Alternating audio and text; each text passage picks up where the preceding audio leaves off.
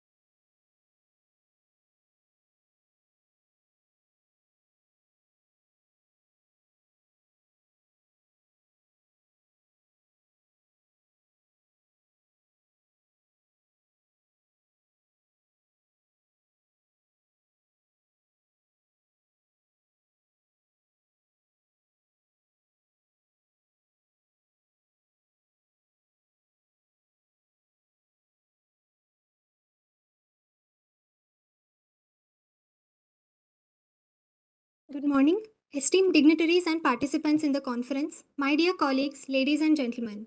On behalf of the Manohar Parrikar Institute for Defence Studies and Analyses, I, Sindhu Dinesh, welcome you all to the 14th edition of the South Asia Conference. Among MP-IDSA's flagship events, this conference has acquired its own gravitas since its inception in 2007. This is an annual calendar event which seeks to strengthen dialogue at the track 2 level over issues of mutual interest. We have succeeded in sustaining the dialogue over the years. This year, the theme of the conference is Think20 at G20 towards a resilient South Asia. As we all know, India has recently assumed the presidency of G20 for the year 2022-23. As the chair of the Think20 engagement group this year is Ambassador Sujan R. Chenoy, Director General MP-IDSA. The T20 engagement group is the ideas bank formed to provide insightful policy proposals during India's presidency. Under Ambassador Chenoy's leadership, the 14th South Asia Conference is structured as a platform to discuss issues of common interest and to explore areas of convergence. The recommendations that emerge from the collective brainstorming in this conference will be channelized through the T20 to the G20 leadership track. We will begin this morning's proceedings with the Director General's welcome address. Ambassador Sujan R. Chenoy is the Director General of the institution since January 2019. A career diplomat from 1981 to 2018, he was India's ambassador to Japan, Mexico, and other countries. On deputation to India's National Security Council Secretariat, he anchored policy issues and strategic dialogues with counterparts around the world. He has been appointed as a Think20 chair for India's G20 presidency. I now invite Ambassador Chenoy to deliver the welcome address. Over to you, sir.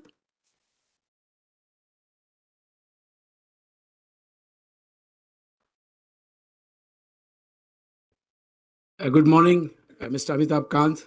Welcome to our institute. Mr. Muktesh Pardesi, also a senior colleague from the G20 Secretariat. Welcome to you as well. Members of the Executive Council, Marshal Bhatia. Ladies and gentlemen, a very warm welcome to you all and to all our participants who have come from South Asian countries to participate at the 14th edition of the South Asia Conference, which is one of our institute's flagship events. It's an annual event, as you know. And this year we have given it a G20, T20 flavor in keeping with the scheme of things at our end. And I sincerely wish to thank you all for joining us in person. It's a great honor to have you with us this morning. Friends, it also gives me great pleasure to welcome Sri Amitabh Kant, India's G20 Sherpa. He's in our midst today, despite his very busy schedule, other demands on his time. And that he has spared his time to be with us is something that is really going to give impetus to our work in the Think20. As you all know, Mr. Kant is a person with a stellar record, long-standing in promoting India's economic interests. He has been instrumental in giving Indian industry, Indian trade, Indian tourism a big boost, and most recently he has spent a wonderful stint, a successful stint as CEO at Niti Aayog. As Sherpa, he and his colleagues have infused the G20 process with great energy and focus. India's G20, dare I say, is a mass movement, rarely seen. For the first time, perhaps you are witnessing that the G20 movement has ignited the minds of millions of people. In India, that's the case. And this is also because of the kind of energy that we have brought to bear on this process right from the very beginning. All the engagement groups are in close touch with one another, and we have done our utmost to engage institutions, individuals, not only in India, throughout India, all the four corners, but also around the world. And that is, I think, truly in keeping with the motto of one earth, one family, one future, or as we put it in Sanskrit, Vasudhaiva Kutumbakam. Friends, the South Asia Conference Series, which commenced in 2007, has acquired a unique stature as an important Track 2 initiative. It brings together academics, experts, and policymakers and practitioners as well, media representatives too, from a large number of countries in South Asia. And it's our common endeavor to deepen mutual understanding and cooperation on all the large issues that are of mutual interest and concern, and the large issues that confront us at this point of time. We see our T20 side event over the next 2 days as an opportunity to seek your views and suggestions on all the key issues before the G20, especially macroeconomics and developmental issues, climate change, green transitions, healthcare, digital economy, and reform of the global financial institutions and multilateral institutions in general, including the United Nations. In previous editions, the South Asia Conference has dealt with a number of themes ranging from growth and stability, economic and non-traditional issues, cooperative security, even culture, role of media and connectivity. We have fostered an atmosphere in which discussions are very frank and candid. We value the ideas that you contribute. It is encouraging to see broad consensus among participants over the years that South Asian states ought to set aside legacy issues and work to enhance peace and prosperity for all in the region. We are also encouraged by the huge reservoir of goodwill among the people of the region towards one another, and it's in ample measure on display this morning as well. Friends, this year the theme that we have chosen for discussion is Think 20 at G20, towards a resilient South Asia. In this context, I must mention Prime Minister Narendra Modi's vision, which is to make the G20 action-oriented, decisive and ambitious. And from the very first day, we have sought to shape India's G20 presidency, and on our part, the T20 process, as an inclusive and all-encompassing one. We have also focused on ensuring gender equality in keeping with the Prime Minister's vision. Our Think 20 group has already conducted a successful handover event with the T20 of Indonesia. And just last night, I returned from Bhopal, where we held a very big conference on life, values, and well-being. And not too long ago, we also had, last week in fact, the Inception Conference, in which more than 250 people participated, including more than 50 from around the world. So as the main ideas bank of the G20, the T20 aims to discuss issues of global concern, but this must also proceed hand in hand with issues confronting our own neighborhood. Our region of South Asia has a population of almost 2 billion people, with a combined GDP of about US dollars 4.4 trillion, of which a very large part obviously is that of India. The global economic downturn due to the COVID-19 pandemic, the impact of the Russia-Ukraine war, and the economic challenges in several countries of the region have exacerbated regional economic challenges. Many countries around the world are in debt, and there is speculation that many developed nations too may face recession. In the post-pandemic period, India has emerged as a resilient economy with the highest growth rate among all the large economies. But that does not mean that India is the only one with the potential to grow. We have seen in our region how Bangladesh, until very recently, was doing even better than India in many fields. And we have seen how Sri Lanka in the past has also done very well in certain sectors. As a country accounting for about 70% of the region's area, population, GDP, and defense expenditure, India has a special role to play in the region's growth and development. And this impulse can be stronger if we combine our energies and if we decide to emerge stronger by sharing that one simple vision of common prosperity for all. I am reminded here of Prime Minister Modi's statement at the recent Voice of Global South Summit, wherein he stated, "Your voice is India's voice and your priorities are India's priorities." I mean, that's the quote. You will all agree that the greatest challenge before South Asia is the fight against poverty, climate change, natural disasters, and food and energy security. These are indivisible and they transcend all borders. Cooperation on these issues will ensure the achievement of the Sustainable Development Goals, and we are, as you know, now at the halfway mark in regard to the achievement of the SDGs. This is the right moment to take stock, especially after the ravages of the pandemic, to see what course corrections are necessary. On some of these SDGs, South Asian countries have made progress, but clearly much more needs to be done. And if we develop a broad consensus on the way forward through our deliberations over the next 2 days, we may be in a better position to contribute to the leadership track, give them suggestions on how we might collectively address these great challenges before us. Friends, India's recent announcement of the National Green Hydrogen Mission is a huge step in the quest for decarbonization of our economy in India.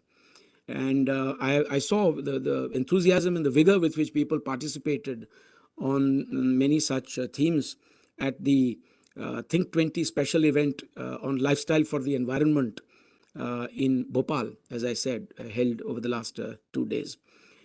Prime Minister Modi's concept of life essentially espouses a human-centric approach as also an individual-centric approach. It's not just human-centric. It is human-centric as well as individual-centric to resolving basically all our problems which stem from essentially unbridled and irresponsible human activity and consumption. And the idea is to ignite a people's movement in which every human being feels that he or she can make a difference. If billions around the world feel the same responsibility and begin to moderate their lifestyles accordingly, there is every chance that we can influence the decisions taken by governments and transnational corporations as well.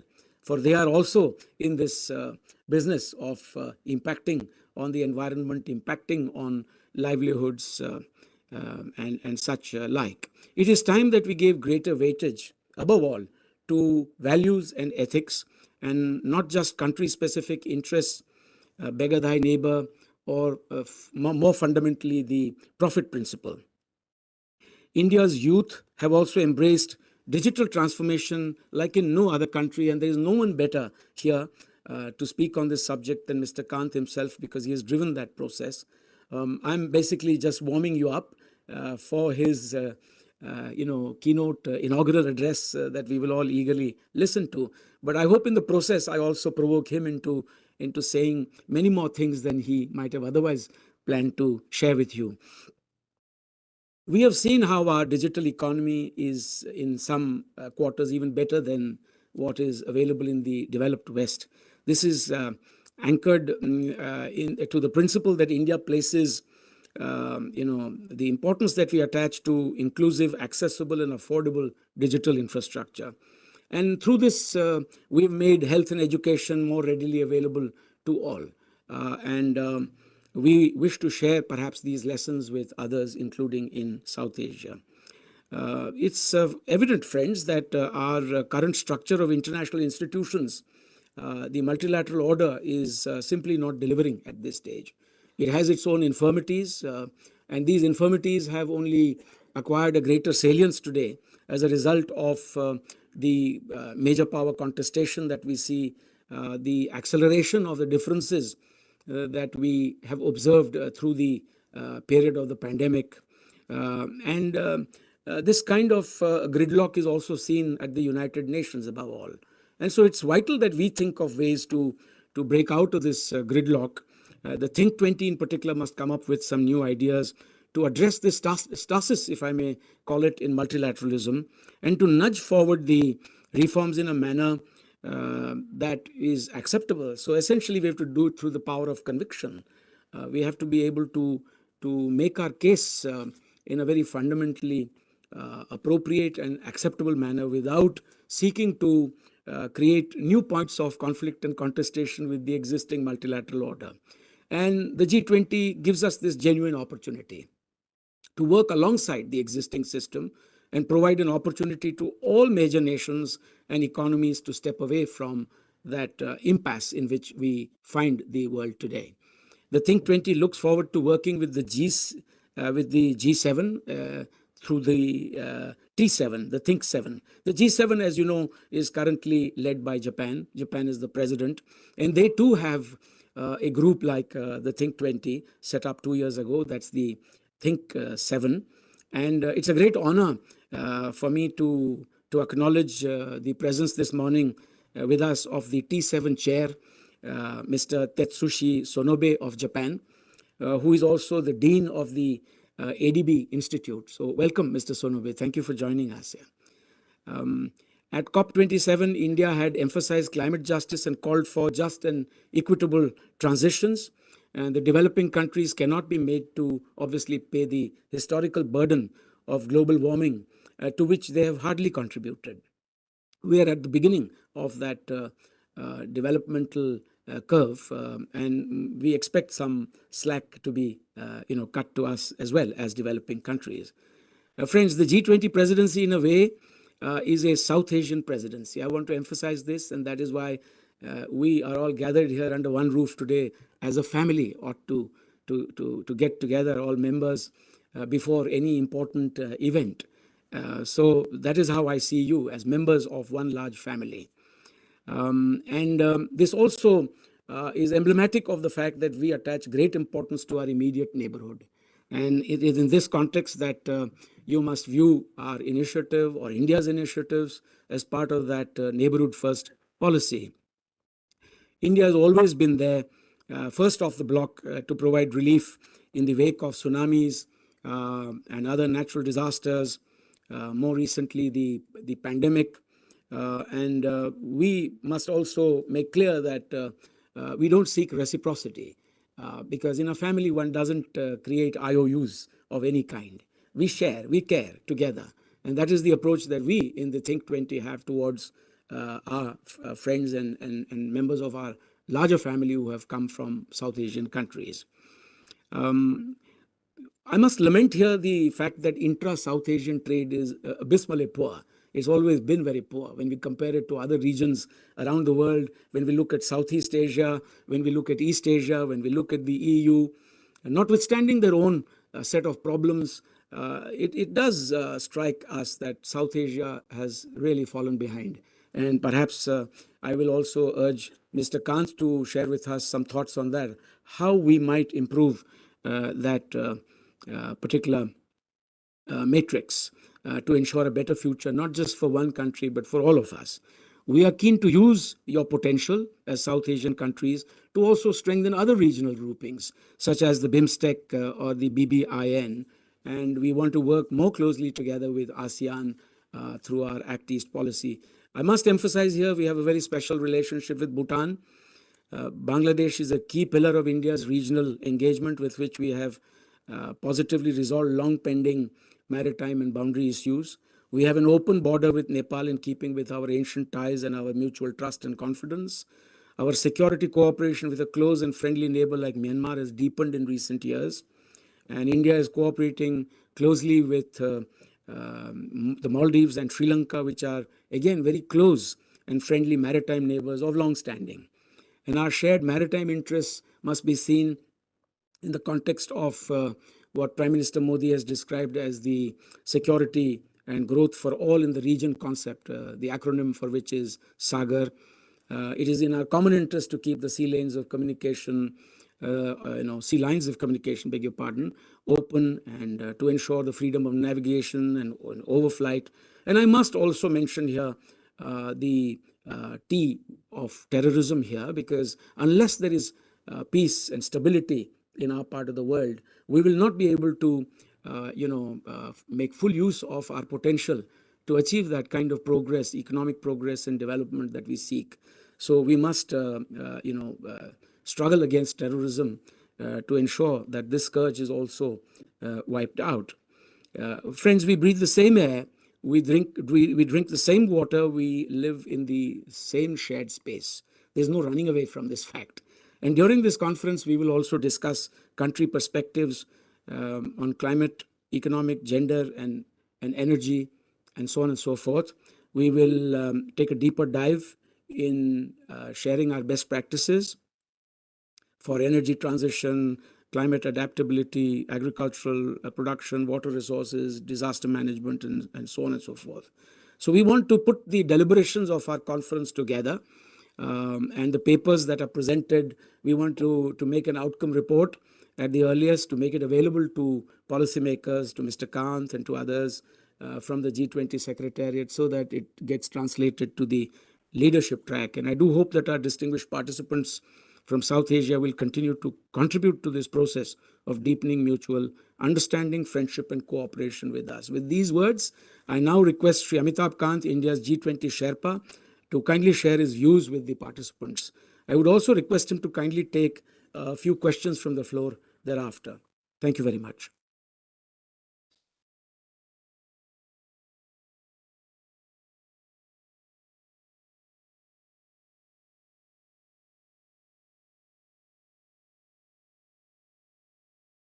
Thank you, Mr. Sujan Chinoy.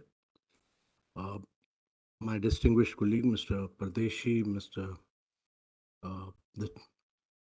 the T20 representative from Japan, distinguished guests, ladies and gentlemen.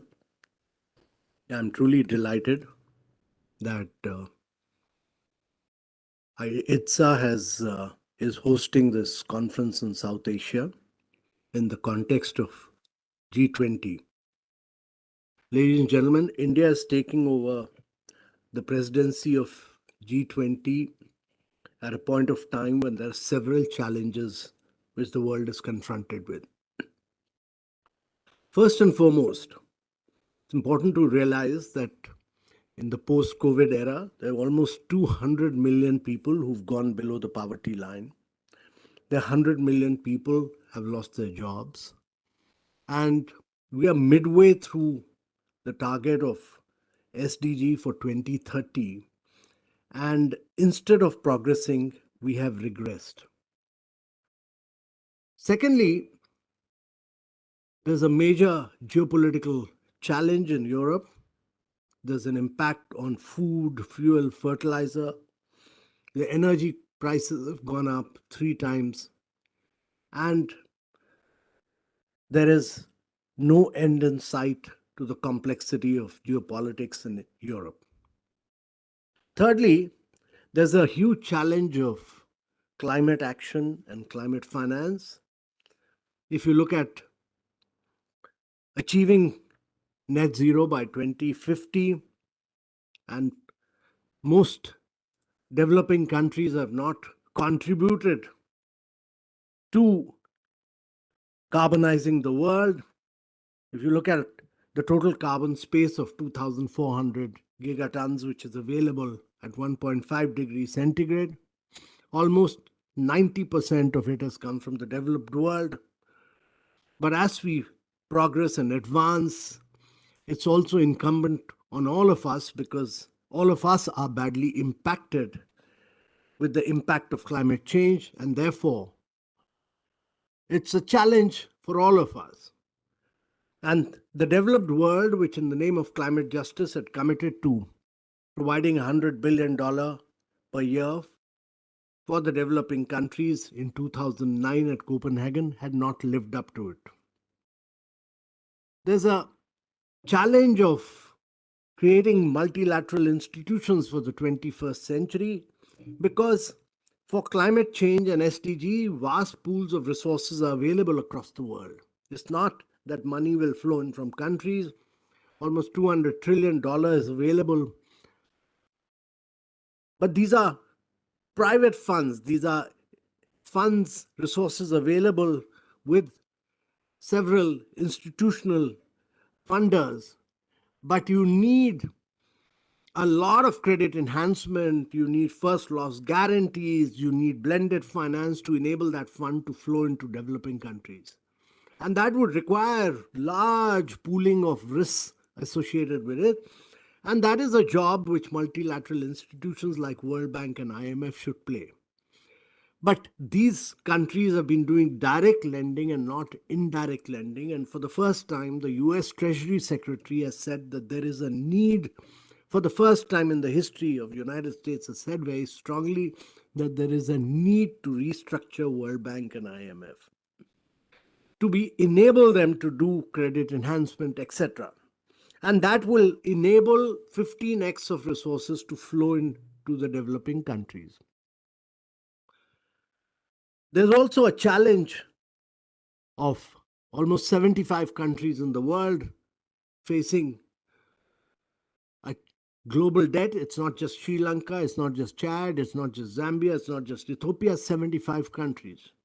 So once you see these countries falling apart, the entire financial structure of the world, the architecture would collapse. And therefore, you need a completely new financial architecture. And the challenge there is that you have lending from the Paris Club, which has traditionally been lending, and most debts across the world are handled through the Paris Club. You have a challenge of lending from IMF, you have a challenge of lending from the private sector, and most critical of all is the vast amount of lending which China has done in recent times, which has to be made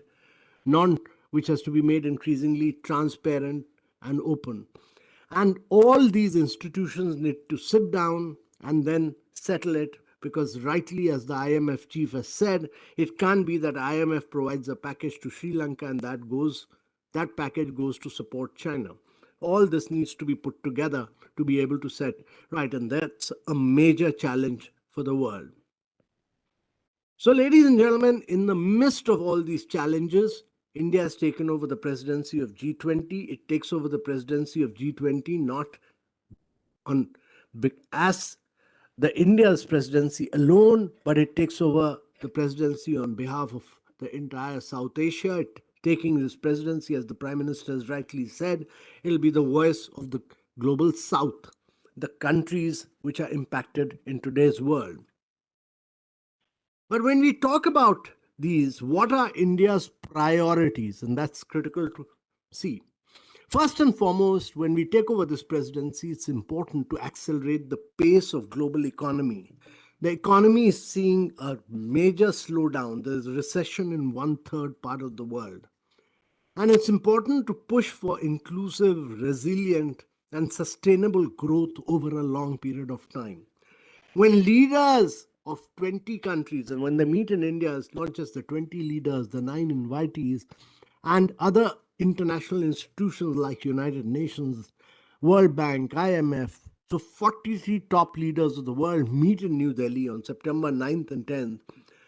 To my mind, it's important that we bring the strategy of inclusive, resilient, and sustainable growth center stage. It's important to drive that growth, because without that growth taking place, it will not be able to enhance and improve the life of citizens across the world. And leaders need to look at the lives of citizens across the world. Secondly, there's a challenge of accelerating the pace of sustainable development goals, because COVID has impacted learning outcomes, it's impacted health outcomes, and therefore, how do you improve lives of citizens across the world is a major challenge for the G20 leaders. And thirdly, as we accelerate the pace of climate action and climate finance, how do we accelerate financing to flow in from both the developed world and from the multilateral financial institutions? But India has pushed for a digital transformation in a very big way. It's one of its own narratives, because what India has achieved in the last 7 years in digital transformation is what the Bank of International Settlement has said would normally have taken 50 years to achieve. Unlike the big tech model of the United States, and that's what's happened in the last few years, that all data and all innovation has happened through either Google, Microsoft, Facebook, or Tencent and Alibaba, and all data has been controlled by these 5 big tech companies.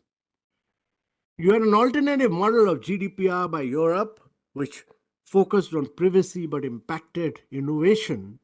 But India has created a unique model of ensuring that the data empowerment remains with the citizens.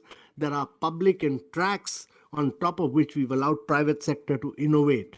So India is one country where PhonePe competes with Google, WhatsApp competes with Paytm, all in the market space, and there are about almost 40 different apps competing. So India has ensured that there's a digital identity for every Indian. There is a bank account for every Indian. There's 600 schemes which we put money straight into the bank accounts of the citizens.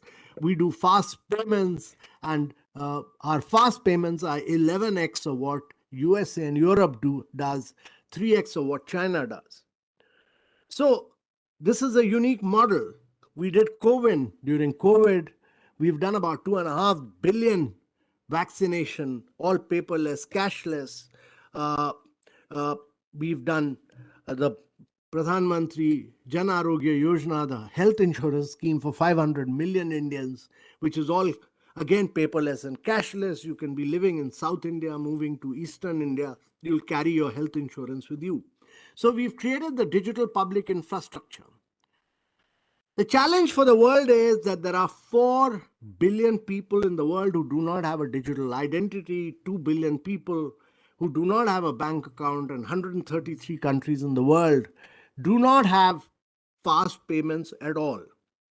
In India, almost all of us do not use our debit credit card. We use the mobile as a bank, and then we do all our transactions through the mobile. And therefore, it's important that if you want to accelerate the pace of growth, if you want to improve health outcomes, if you want to improve education outcomes, a lot of that transformation will happen through digital transformation, and that is what is important for the world. And this model of driving transformation, driving change through technology will be critical. And the last point, which is India has put out, is that the Prime Minister has focused on, is that women-led development is critical. Today, almost 48% of the world are women. In India, there are 1,078 women to 1,000 men. And without greater financial inclusion, we've done this in the Pradhan Mantri Jan Dhan Yojana, where we had only 19% bank accounts in the name of women. Today, there are 56% of them are owned by the women. So focus on better nutrition to ensure that there is no stunting, there is no wasting of children at the stage of nutrition, that we take care of the pregnant mother, that we break away from the virtuous cycle of malnutrition, ensuring better learning, better education, better health for women will be really transformational for the world. And how do you put them into position of leadership is very critical. All these are key priorities of India, and all these are key challenges for the world. They are key challenges because my belief is that if you look around the world, most growth, most development, most advancement happens regionally. If you look at Europe, most countries have grown and prospered because there is intra-regional trade, there's intra-regional investment, and there's intra-regional tourism. Paris gets about 90 million tourists per year, 90 million. We in India get about 10 million. But in Paris, almost 80% of the tourists are all from Europe, within the region. Long-haul destinations is very little. In India, 95% of the tourists are long-haul. So they're coming from USA, they're coming from Europe, but within the region, there's very little flow of tourists from each other country. And that is a challenge because South Asia covers about 3.5%, just 3.5% of the world's land surface area. But we are host to about 30% of the population. 3.5% of the world's land area, 30% of the population. There are, to my mind, and I'm being very honest about it, the South Asian region is the least integrated region of the world. The least integrated region of the world in terms of trade, in terms of tourism, in terms of investment.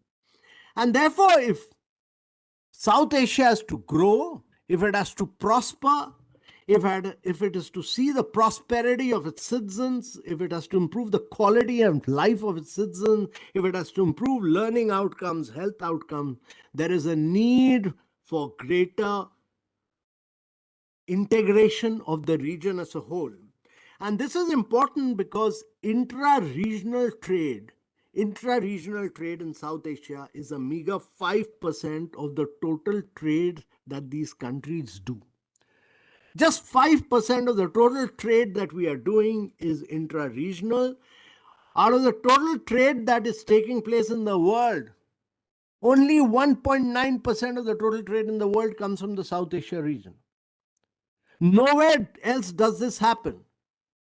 And that is why, if you account for 30% of the world's poor, you face a myriad of economic and social challenges. If you don't push for greater level of integration, there is no way South Asia will grow and prosper. It's very important. And if we want to change the lives of our citizens, and that's the challenge for leaders. If we want to change the lives of our citizens across in South Asia, which accounts for 30% of the population, we'll have to resolve all our differences. We'll have to open markets. We'll have to allow people to flow. We'll have to do trade within each other. And we'll have to do greater regional integration and cooperation in driving growth, which can unleash very powerful forces of growth for the entire region and transform the lives of our citizens. So I'm a great believer. I've been a great believer that Southeast Asia could transform itself because of its regional integration. Europe could transform itself because of its regional integration. North America could transform itself because of regional integration, and South Asia has miserably failed. And let's be honest about it. And South Asia has miserably failed because of constant differences, because of issues of terrorism, because of not being able to open markets. And therefore, a regional strategic approach to tackle common developmental challenges can bring enormous and huge benefits to South Asia.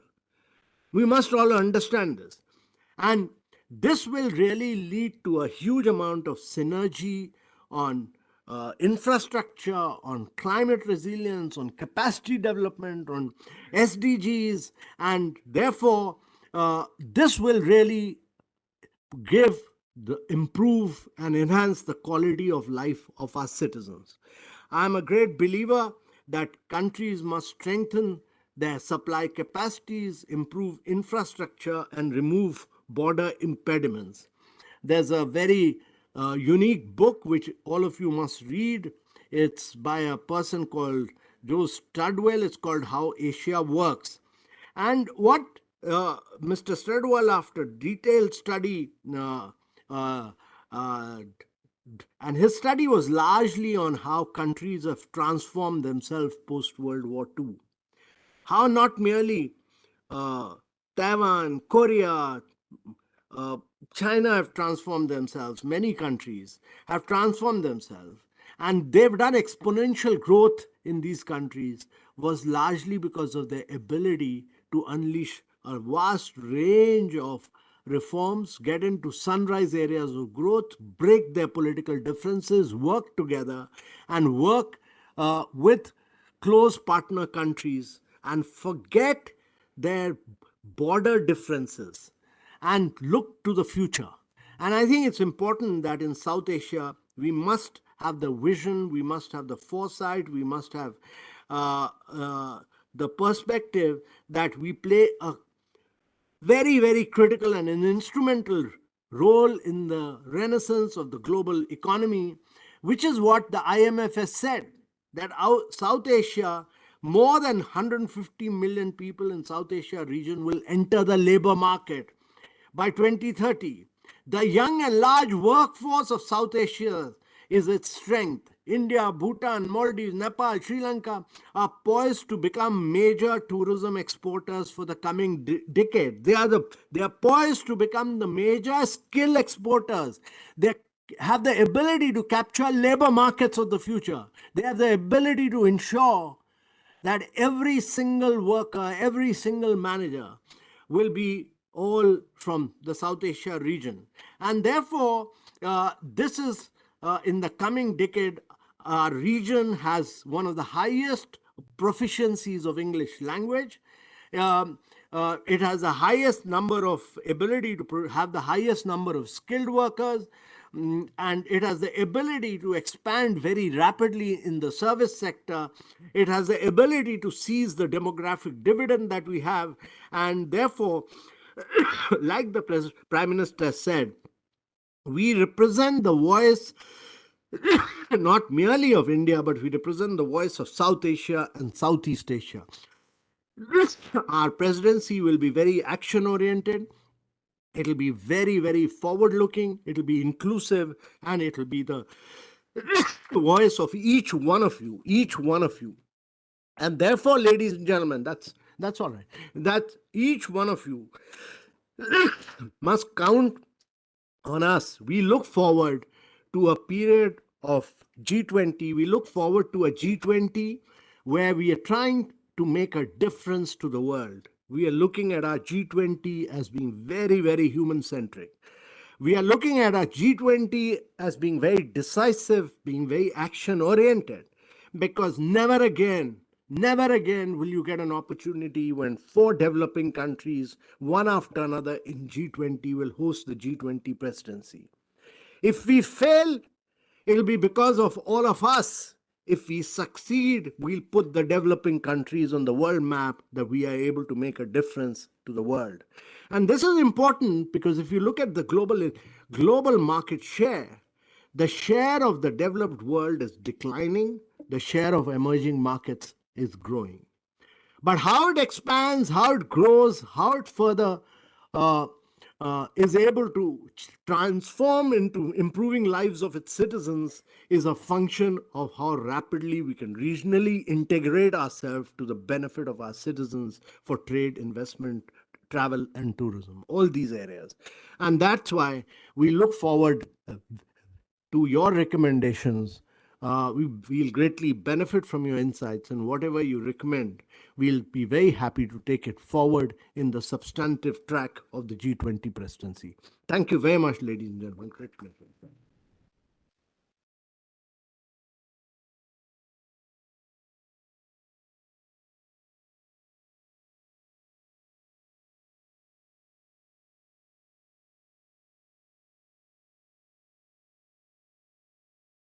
Thank you very much, Mr. Amitabh Kant, for that brilliant keynote address. And you have indeed ignited minds in this hall today. There is plenty of food for thought that you have given us. It will provide a new direction for our work over the next 2 days, today and tomorrow. Friends, he has a busy schedule. Mr. Kant has a busy schedule, but he has agreed to take a few questions from the floor. And I would urge our colleagues who have come from South Asia, in particular, the guests who have come from South Asia, to also, do us the favor of engaging Mr. Kant. So may I see some hands going up? Yes, may I request Mr. Zhou of Myanmar, an esteemed guest who has come from Myanmar, to make his observation or pose a question. And thank you, sir. Coming from Myanmar, I just wanted to express my deep appreciation to very impressive speech given by Mr. Kant. And I was quite moved by his passionate advocacy of regional integration. And this is something that many of our, members of the South Asia. Of course, Myanmar is also part of the Southeast Asia too. We are part of the ASEAN, but we were also part of the BIMSTEC. We always thought that Myanmar could be the bridge between South Asia and Southeast Asia.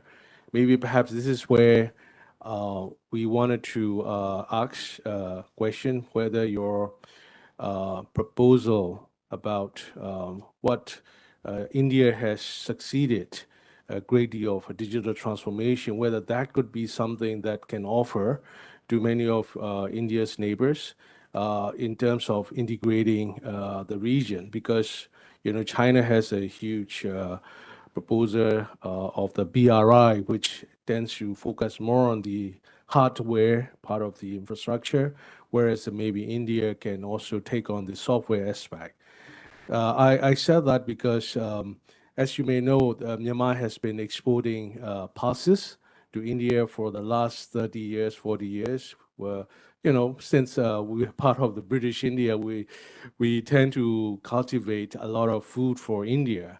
But what happened was our trade was not necessarily integrated. So whenever India needs pulses, we could sell it and we could profit. But when your farmers produce very good harvest, then we were being stopped. Our trade was being stopped with the quota restrictions from the 2018 until 2020, and then that trade was open again. But maybe perhaps this is not the way that we can do integration. Maybe perhaps a digital agriculture and more open trade, so that digital agriculture can also lead us to more long-term trade coordination. So maybe perhaps this is something that we are looking for leadership of India in terms of digital transformation, as well as perhaps to take on the food security as a one topic that can also help many countries in South Asia. Thank you, sir. We'll take 3 questions, if you don't mind, at a time. And so may I request our colleague may I see your name, please, there? Thank you so much. Mr. Tariqul Islam from Bangladesh. Yes.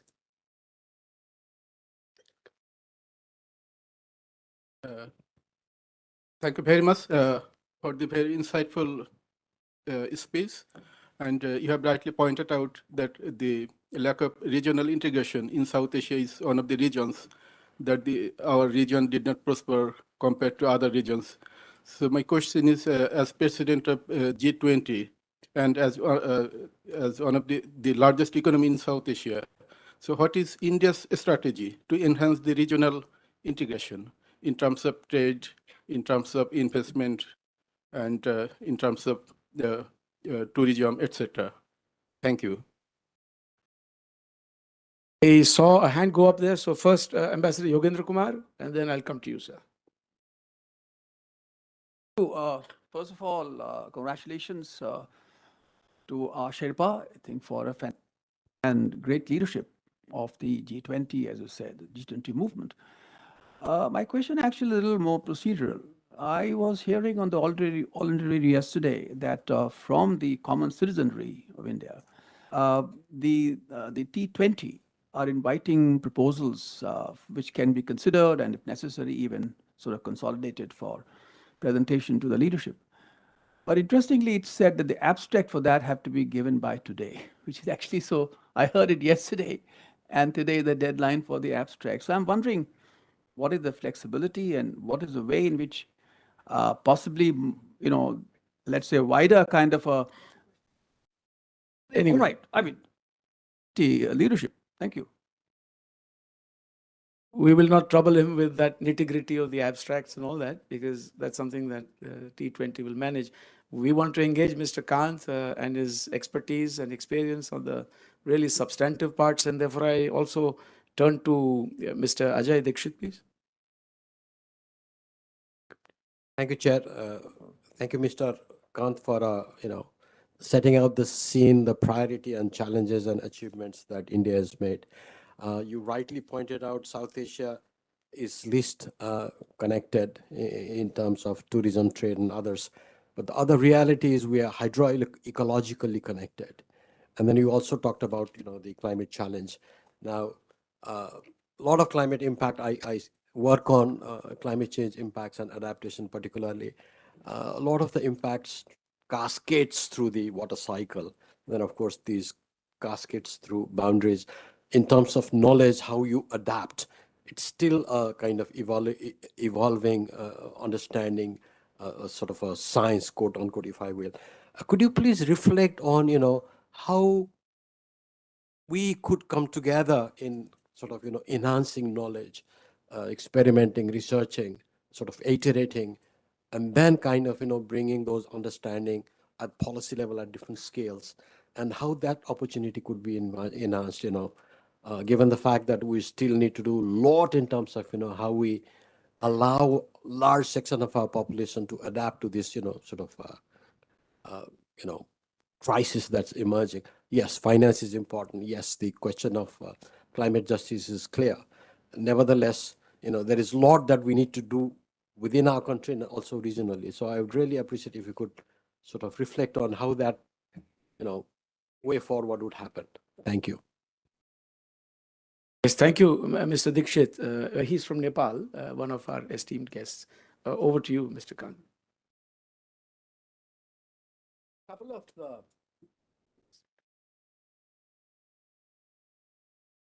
couple of very important points made. Let me start from my colleague in Myanmar, and it's a very important point because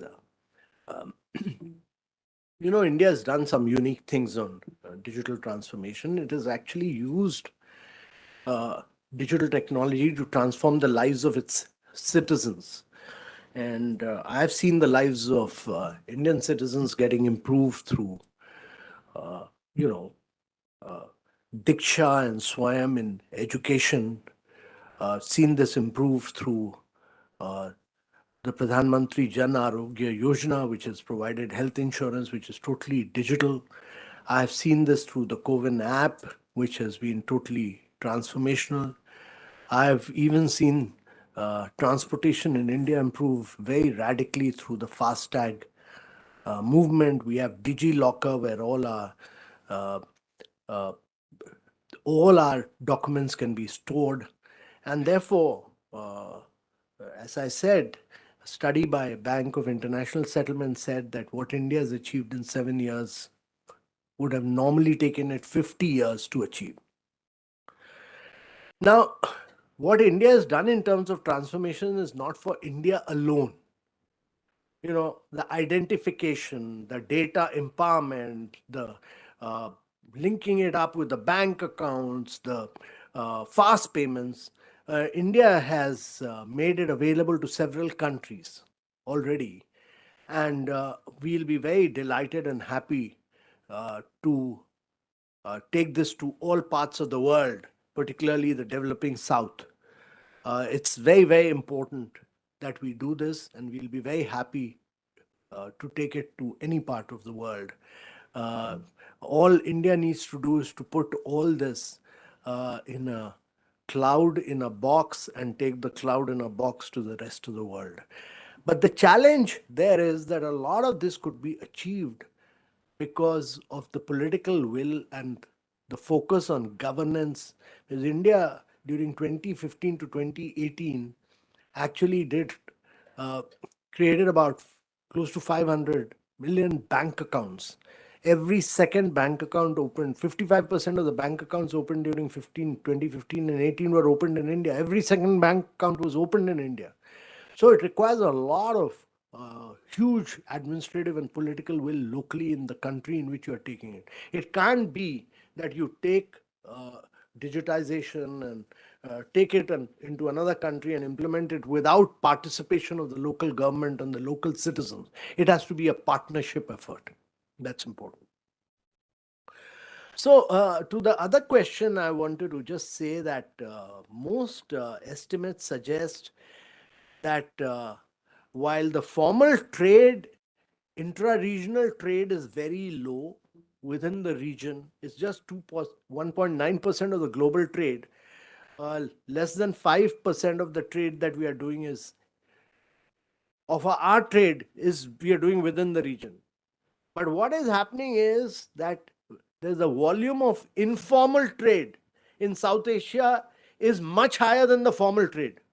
We should know this. And this is happening because we've built up, as countries, we've built up numerous we've built up numerous non-tariff barriers, we've built up trade restricting regulations, we've built up very high border trade costs, and this has all resulted in creating cross-border informal trade. And that's why informal trade is higher than formal trade, and this has impacted cooperation. So everybody must realize that the world has grown through regionalism. The whole world has grown through regionalism. You look at it from North America to Europe to Southeast Asia. It's regionalism which enabled them to grow and change the life of their citizens. In South Asia, it's just been the reverse. So unless and until you don't break down the huge amount of trade barriers that we've built up through informal tariffs, non-tariff barriers, border trade costs that we built up, unless you don't break it, the region will not grow and you will not be able to transform the life of citizens. No country which is far away from you, long haul, will come and transform and be able to do trade with you. The cost of transportation is so high. And that is why, if you look at it, I give you this example of 90 million tourists coming into Paris. It's happening because of allowing tourists to come in from within the region. It doesn't happen in South Asia. So it's our leadership, our administrative will, which has to be transformed. And to a question from this side of the fence, I think one of the key measures to facilitate trade is really for substantial development of, to my mind, of inland water transport systems. And transport infrastructure is very important to provide impetus to infra-led regional development. And I'm a great believer that within the region, water connectivity will have to play a key role, port development will have to play a key role, transport connectivity will have to play a key role. And to the question from Mr. Dixit about, I'm a great believer in knowledge, R&D. There is a need to build up a lot of academic cooperation. There's a need to push for a lot of intellectual support to some of these things that I talked about. There's a need to push the political leadership into hard-headed action towards providing. Because that's the only way to transform the lives of your citizens. Otherwise, the whole world will move forward, you will remain backward. This region will remain backward. And why I'm saying this is because every country, what is India's challenge?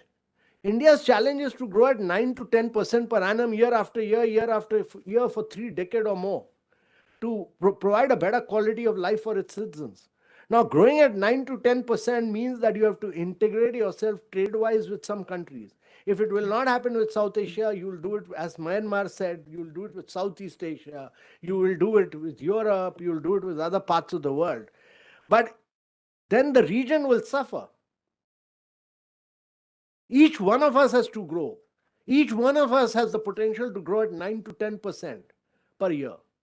That is what the IMF study says. If 150 million people from here are getting into the labor force, then that means that you have the potential to skill them and transform the world with your skill force.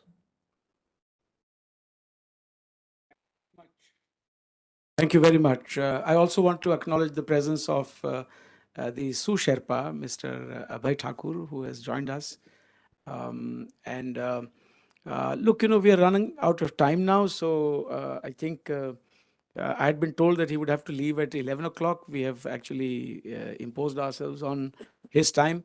But before I close this session, Ambassador Yogendra Kumar, the T20 Secretariat has decided to call for the abstracts by a certain given date. And we have extended that date also. The idea is to collect all the abstracts and review them.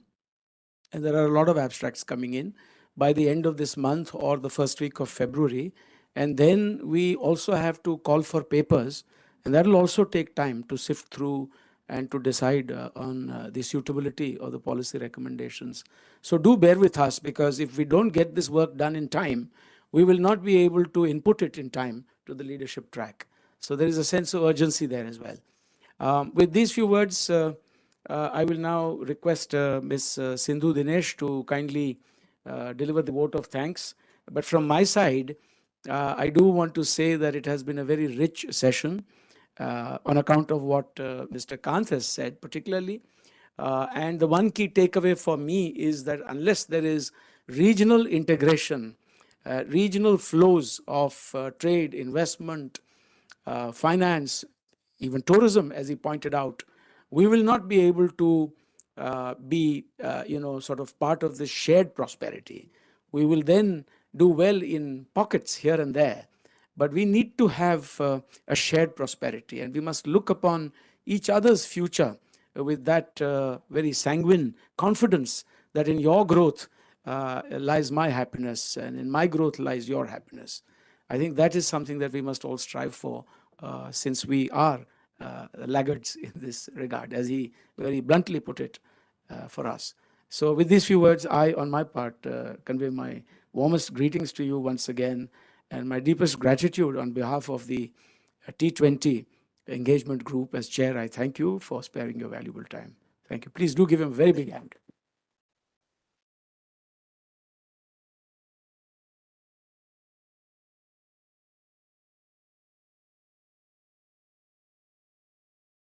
Thank you for an enriching and stimulating discussion. Sir, it is our privilege to have you with us today.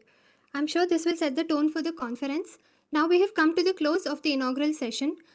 I invite the speakers and dignitaries to kindly join us near the stage for a group photograph, while I request the rest of you to join us for tea outside. The next session will begin in 15 minutes. Thank you. Yes. Thank you, sir.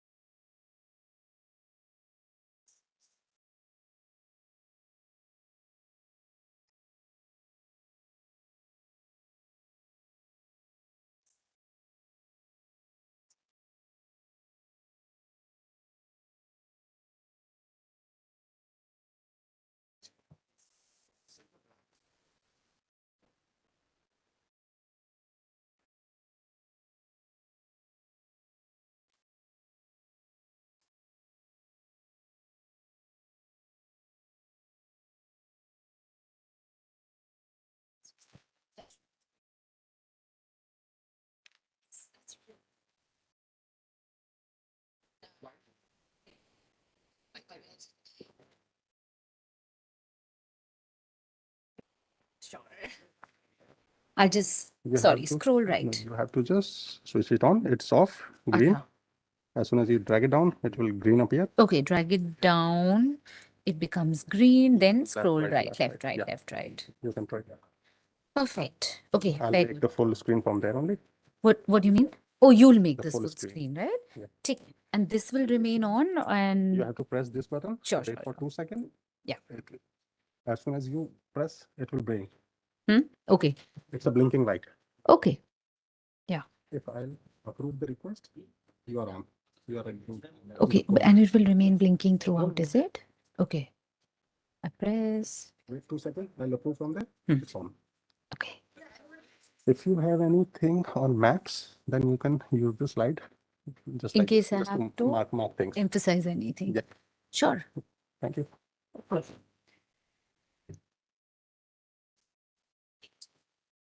Don't think I'll need to.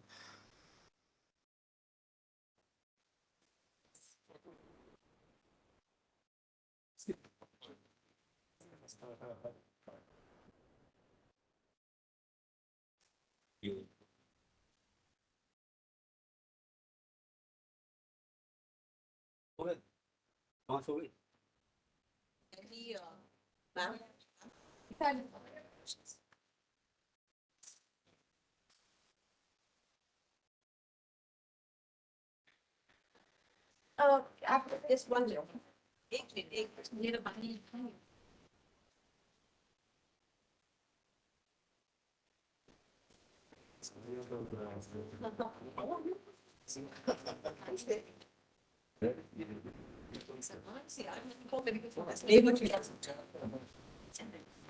अरे ऐसा नहीं है मैं खुद जा रही थी ना तो वो तुम्हारी तरफ देख के बोलने लगे ना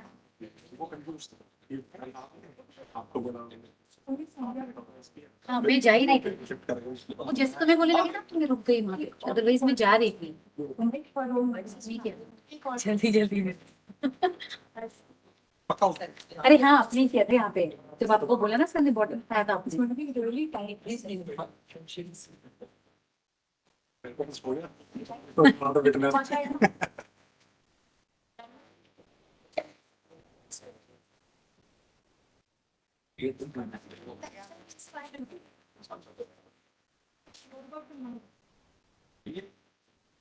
प्रेजेंटेशन भी देना है कि ना ये किसके होपफुली नहीं है उनका है पेपर सारा पेपर्स कैरी कर रहे हो पेपर कैरी कर रहे हैं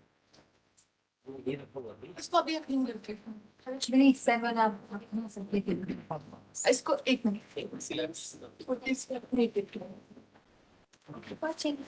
एक एक चेयर यहाँ लगे इसी को एक सरी दे से क्लियर ना तो सर का वो वाला यहाँ पे रखा दो आप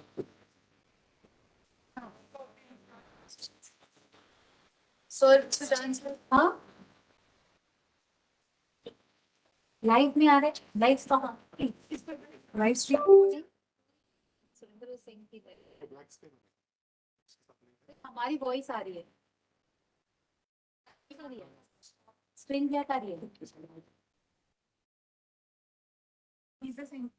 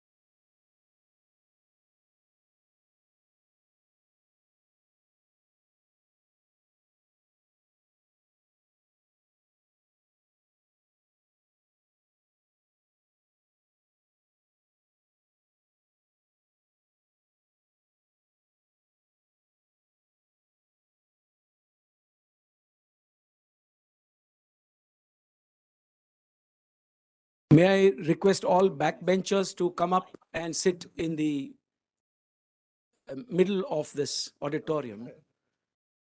All those old college habits may not be practiced here.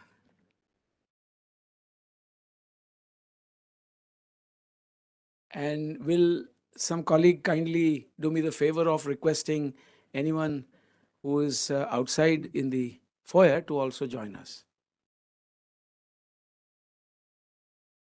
So friends, we've got off to a very good start. I'm sure you'll all agree that we've got off to a good start. But before I take over, my colleague, Ms. Sindhu Dinesh, will take the floor.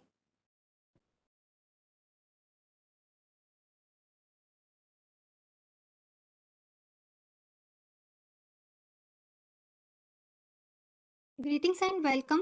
We will now begin the first working session of the conference. The theme of the session is Introducing G20 and T20.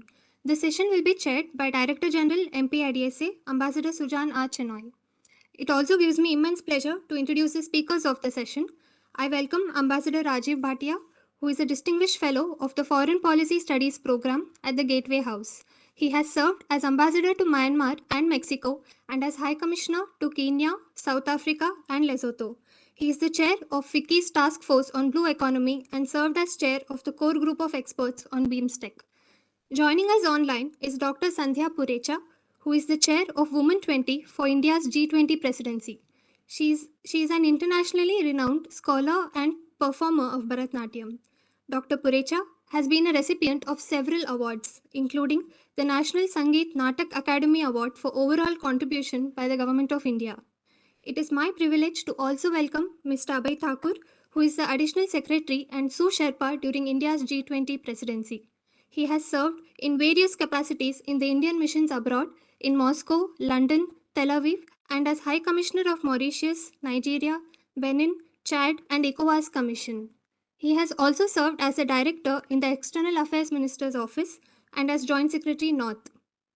I welcome Professor Harshvi Pant, who is the Vice President for Studies and Foreign Policy at the Observer Research Foundation, New Delhi.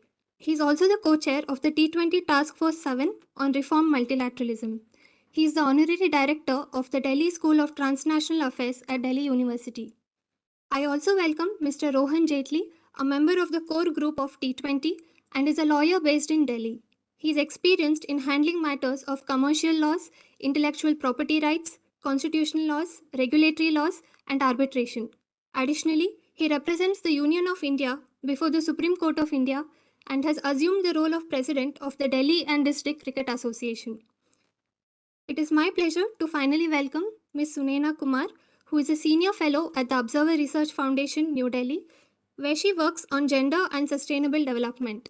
She is the Executive Director at the Think20 Secretariat for India's G20 presidency. Detailed bios of all our speakers is available at the conference booklet, which can be accessed on the MP-IDSA website. I now request the Chair, Ambassador Chenoy, to conduct the proceedings of the first session. Over to you, sir. Thank you very much. And in this session, I intend to set a very, very good example of what a chair should do. The chair shall be seen, not heard, in this session, because I had my fill in the inaugural session. I did share all that I wanted to with the participants today. So without much further ado, and those introductions having been done for our esteemed panel, I will simply invite the first speaker, Ambassador Rajiv Bhatia, to kindly address the gathering and perhaps restrict himself to 10 minutes, as I would expect of all the other panelists. In that case, we will have a little time towards the end for interaction with the other participants from the floor. So over to you. These are all, people who have dealt with the G20 in practical terms, T20 as well. And so they will have a great deal to say by way of their own experience or what they suggest for the future. Ambassador Rajiv Bhatia. Thank you very much, Chair, Ambassador Sujan Chenoy, for inviting me and for giving me this chance to share some thoughts today.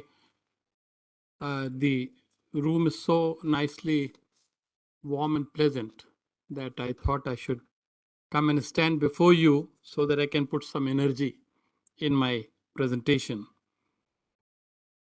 Those of us who have attended this flagship event of IDSA know how important it is to discuss year after year the dynamics and complexities of South Asia. But this time it is special. This time, this is an occasion for us to look at South Asia from the prism of G20 and also look at G20 from the prism of South Asia. So this is an exceptional thing that we have to remember. I would also like to congratulate the authors of the concept note which was circulated. And I was very impressed by the set of 7 key and thought-provoking questions which were raised there. I think I'm as hopeful as the DG that some very solid inputs will be presented today at this session.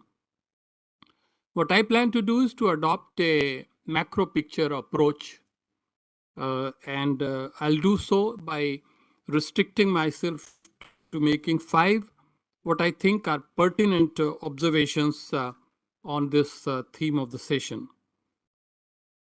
First, I think some candor here. While the work of G20 has always been very significant and relevant to the needs of South Asia, South Asia has not been terribly excited or worked up about G20 so far.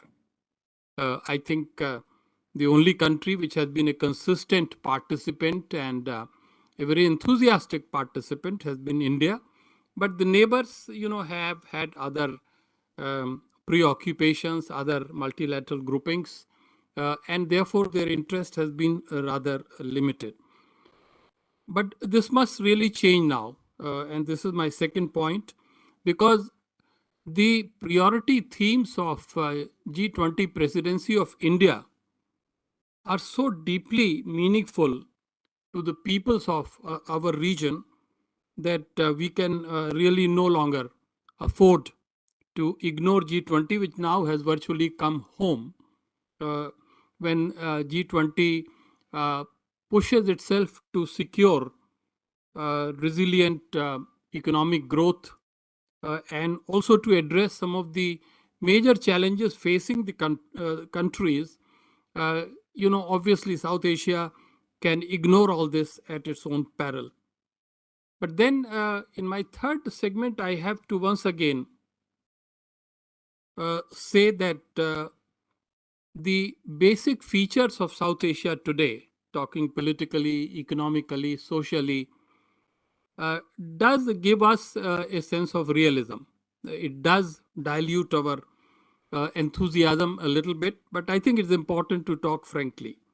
So in terms of the key features of South Asia that I see today, one is that geopolitics trumps geoeconomics quite often. This should not happen, but it does happen and is happening.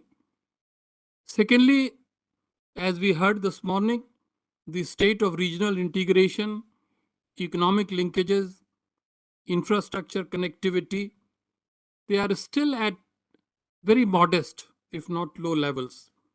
And so is trust in parts of South Asia. We can also echo the observation made by the concept note that the classical small state syndrome of fear of the large neighbor remains unchanged in parts of South Asia. And on top of that, there is China sharpening that mistrust or distrust on a regular basis. And this is particularly witnessed, and I do not mind naming the countries, this is particularly witnessed in Sri Lanka and Nepal, and earlier it was also witnessed in Maldives. I would also say, delineating the features of South Asia, that ideally SAARC or BIMSTEC should have been a permanent guest in G20. It is not. And it invites us, it compels us to do introspection as to how we can play a role to change this. Now, my last point in this category essentially is to say that the Indian presidency has also already made a difference when this very important decision to call the Voice of the Global South Summit was taken. Now, in this summit, almost all countries of South Asia were invited except two, Pakistan and Afghanistan. And what is important that not merely they respected the invitation, some of the leaders made very important and substantive intervention. I'm afraid Indian media, does not work hard enough. So it did not report them. Maybe your countries reported them. But I would like to take the opportunity in particular to refer to a very substantive intervention made by Prime Minister Hasina of Bangladesh when she presented a package of 6 proposals. It's not for me now to list them out, but I think 2 points stand out. One, she insisted and emphasized the need for peace and security and tranquility in the region. And second, she talked about ensuring that all human beings, including Myanmar's Rohingya refugees sheltered in Bangladesh, have an equal right to lead a decent life. I think it is important to appreciate the importance of this. I would also say that Foreign Minister Abdullah Shahid of Maldives also made a substantive intervention, and that also merits a look at. In conclusion, and this is what is expected of us, a chair would expect nothing less, I would like to present 2 ideas which T20 in its wisdom can examine and see whether they can be taken into their document for G20. Now, my first idea is that the definition of South Asia should now be suitably aligned with the jurisdiction of BIMSTEC, with the provision that the entry of Maldives into it will be facilitated in an appropriate manner. And my second suggestion is that BIMSTEC should be given the status of a permanent guest in G20, much like ASEAN, African Union, and Nepal. Thank you very much. Thank you very much, Ambassador Rajiv Bhatia. May I now request Dr. Sandhya Purecha, the chair of W20 Engagement Group of India's G20 presidency, to kindly address us online.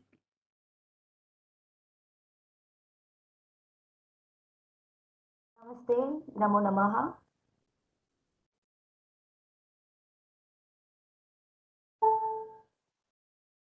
Good morning, everyone.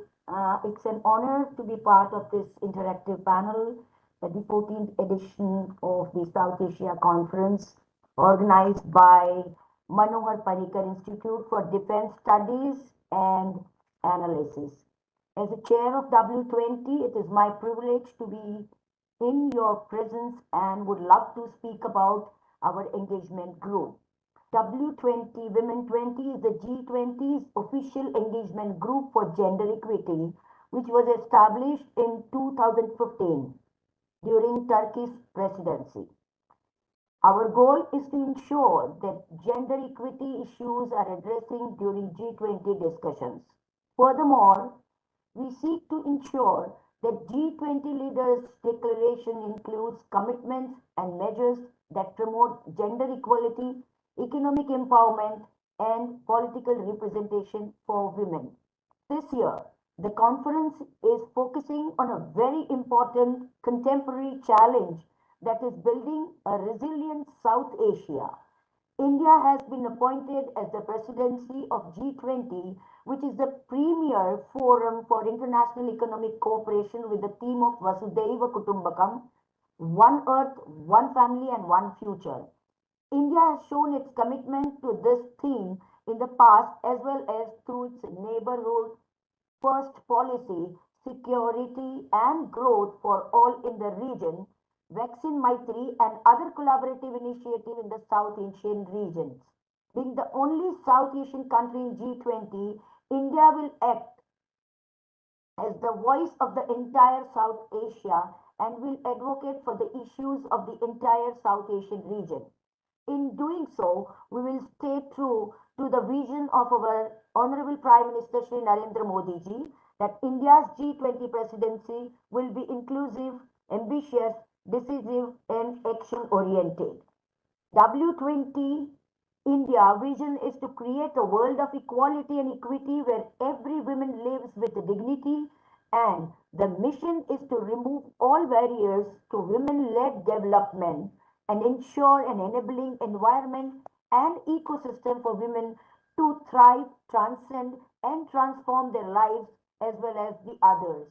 W20 India's G20 presidency with an overarching agenda of women-led development will focus on 5 priority areas: grassroots women leadership, women entrepreneurship, bridging the gender digital divide, creating pathways through education and skill development, and climate change.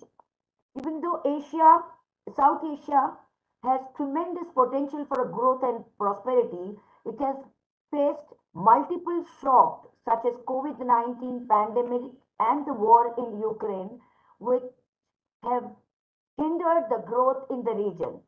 So despite the gradual resumption of economic activities in the post-pandemic period, it is likely that the region will face several food, energy, and inflationary crises due to disruptions and supply side constraints. Global interest rates are likely to remain high even as inflation cools down, and global economic growth is also expected to be a mere 1.7% as per the World Bank. This is likely to impede the achievement of sustainable development and millennium development goals as well as other national economic targets. There is a direct need for building resilience in the South Asian region, which is susceptible to external shocks and uncertainties in the global economy. South Asian nations are also vulnerable to climate change induced natural disasters that have already displaced millions. According to the World Bank, 750 million people in this region have been affected by climate disasters in the last 2 decades. India's record as a first responder in the face of a natural disaster is exemplary.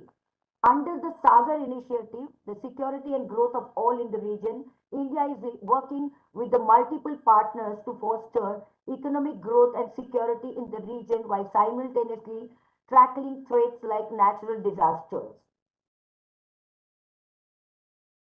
India also encourages strengthening inter-regional trade between South Asian countries as a regional economic cooperation would be a win-win for all countries involved, where women will play a great role.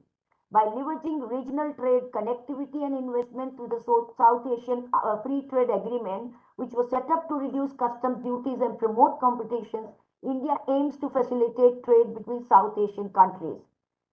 South Asian nations must overcome their political and territorial differences and work together in building resilience in the region through interregional economic integration and efficient management of supply chains in the region.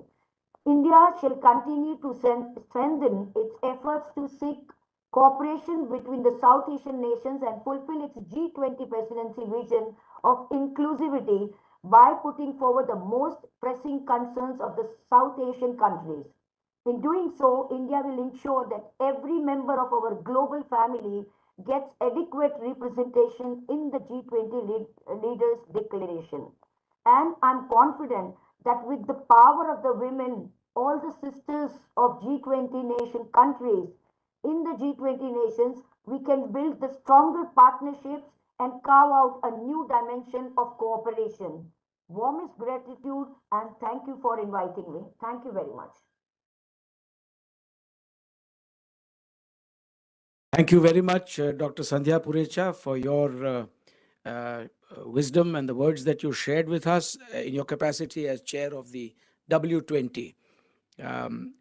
I would now like to invite Ambassador Mr. Abhay Thakur, Additional Secretary and the Sous Sherpa of G20, to deliver some very special remarks to us.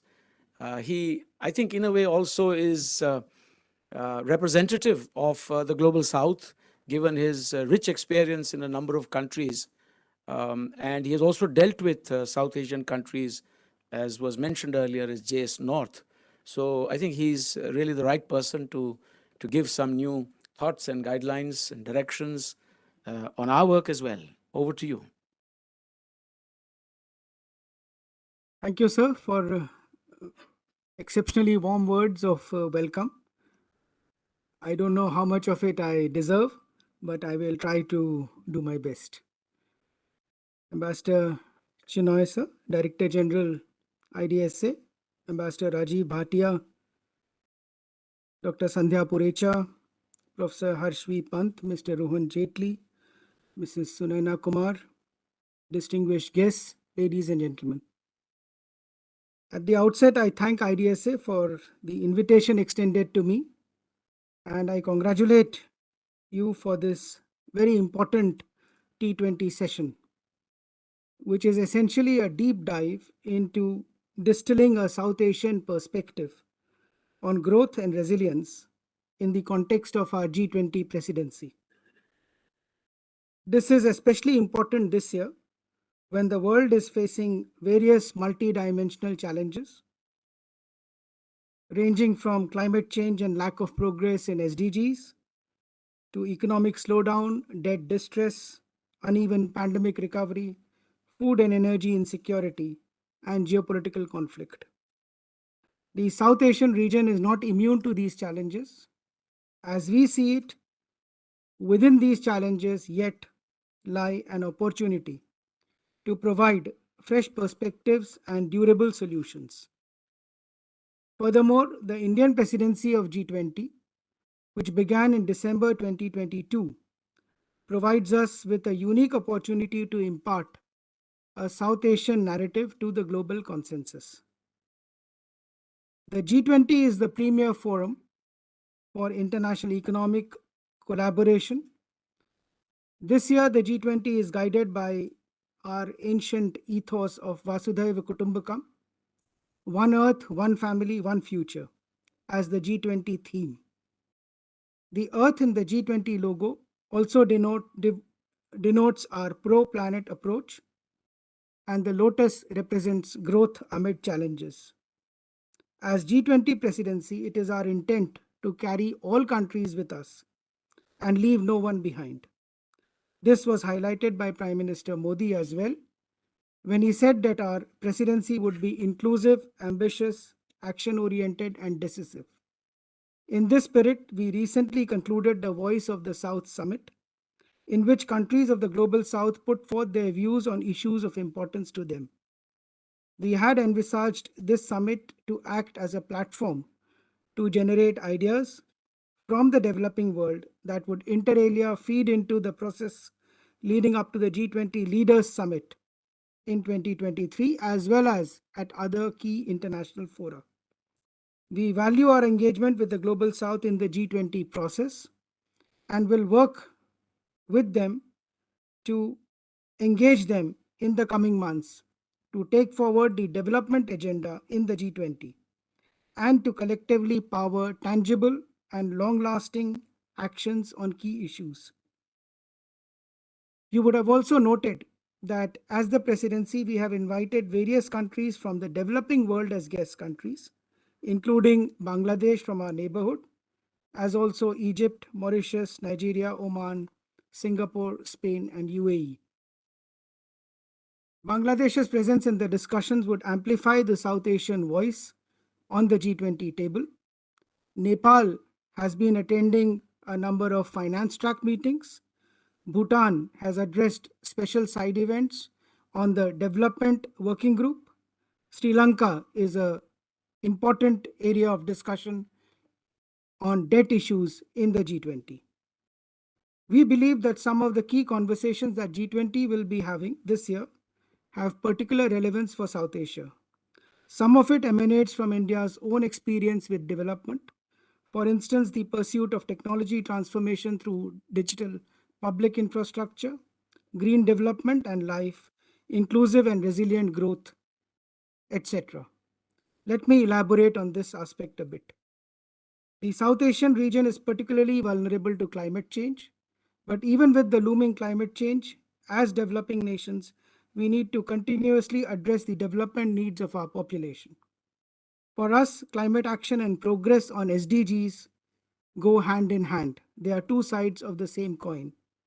This is why the G20 conversations on green development, climate finance, and life is of particular relevance to us. Why I'm emphasizing this point today here is I do not think in the G20 so far climate change has been adequately tackled from the demand perspective or from the development perspective. Yes, climate change has been at the core of G20 discussions and deliberations, but not from the developing country perspective. And this is where India's contribution, India's approach can make a difference going forward, wherein the perspective of South Asia and the entire global South would get center stage.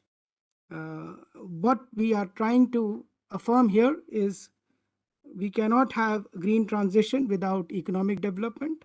And in today's age, we cannot have economic development in a non-green manner. So green development is in the collective interest of the global South. Climate finance and lifestyle for environment are of particular relevance.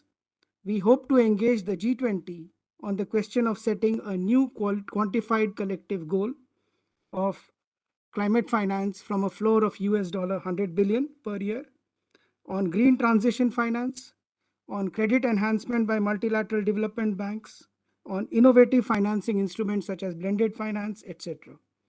We also hope to further the cause of circular economy and responsible consumption by the adoption of the principles of life. G20 can also play an important role in furthering transnational grid connectivity of great importance in the South Asian context as well. Large-scale renewable energy production through a focus on green hydrogen technology collaborations, ensuring critical mineral supplies. The South Asian region has already taken steps towards transnational grids and interconnections existing between India and Nepal, India and Bhutan, India and Bangladesh, etc. India has supported many of these projects through grants or lines of credit with a view to ensuring more efficient utilization of regional resources. India also purchases hydropower from Nepal and Bhutan. Conversations of these are of crucial importance to us in South Asia as we move ahead on our energy transition and development trajectory. The second key priority for us is accelerated, inclusive, and resilient growth. From accelerating progress on SDGs, focus on blue economy, and trade for growth, to ensuring global food security, our endeavor is to ensure that G20 serves the long-term interest of growth for all. Not only has the path to achieving SDGs derailed, but the SDG financing gap has also been widening, owing to unfavorable economic conditions, including record inflation and increasing debt distress. In this context, a robust action plan for achieving SDGs halfway to the Agenda 2030 is an important priority for us. In addition, technological transformation and digital public infrastructure are also going to be key for bolstering growth and achieving SDGs. Digital public infrastructure and platforms, digital health, tech-enabled development from agriculture to education are important pieces in this digital economy landscape for South Asia and the world. We plan to create a common framework for digital public infrastructure that outlines the core principles for building such infrastructure: interoperability, scalability, open source, open API, open standards, consent-based data sharing based on digital identity, digital payments, and intra-country data sharing systems. In G20, in addition, we would be driving the conversation on multilateral institutions for the 21st century. Once again, we do not think that discussions on multilateral reforms have ever been brought center stage in the G20. So in a sense, this would be a first for India with a number of implications for the global South.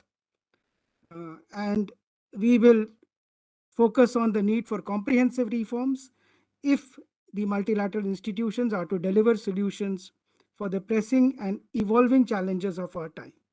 They need to be made more inclusive, representative, and democratic. And there is a need to reorient the institutions towards an inclusive, just, and equitable global development agenda. We will be taking a constructive approach to having a productive and frank conversation on this issue, including on MDBs and UN bodies. This is especially important in the context of increasing debt distress around the world. For example, UNDP recently estimated that 54 countries, accounting for more than half of the world's poorest population, now need immediate debt relief. India has been working closely with Sri Lanka and already extended support to them, including loans, credit lines, and purchase of essentials through loan deferment. The G20 conversations on this issue, therefore, has a high degree of relevance and resonance for South Asia. It is also our intention to have focused deliberations in G20 on development led by women, going beyond women's empowerment and bringing women to the core of economic and professional activities. When women engage with equal access, capacity, and agency to take decisions, it improves not only their lives, but the lives of their families, communities, and entire societies. India has been working closely with our neighboring countries under the Neighborhood First policy. Apart from HADR efforts, grant and LOC support, connectivity has been an important pillar, be it through BBIN or through transnational grid connectivity or through infrastructure development in Bangladesh for enhanced rail, road, and river connectivity, or the Friendship Pipeline, or working on connectivity beyond our neighborhood to and through Afghanistan, to and through Myanmar, to regions further beyond, whether it be it Iran or BIMSTEC. India has continued to prioritize the neighborhood. As G20 presidency, we hope that with the support of G20 members, we can bring South Asian priorities, which in a sense are also the priorities of the larger developing world, to center stage in G20 discussions. In this endeavor, India would in particular rely on the support of emerging market economies within the G20 and align with them, with us, and ourselves with them going forward in the G20. In conclusion, I thank the Think20 team for putting together this discussion, and I assure you that the Indian G20 presidency will serve as a trusted and effective bridge connecting developing countries with advanced economies. In this, we will continue to be guided by our policy of neighborhood first and incorporate views and suggestions from our partners in the region. Thank you.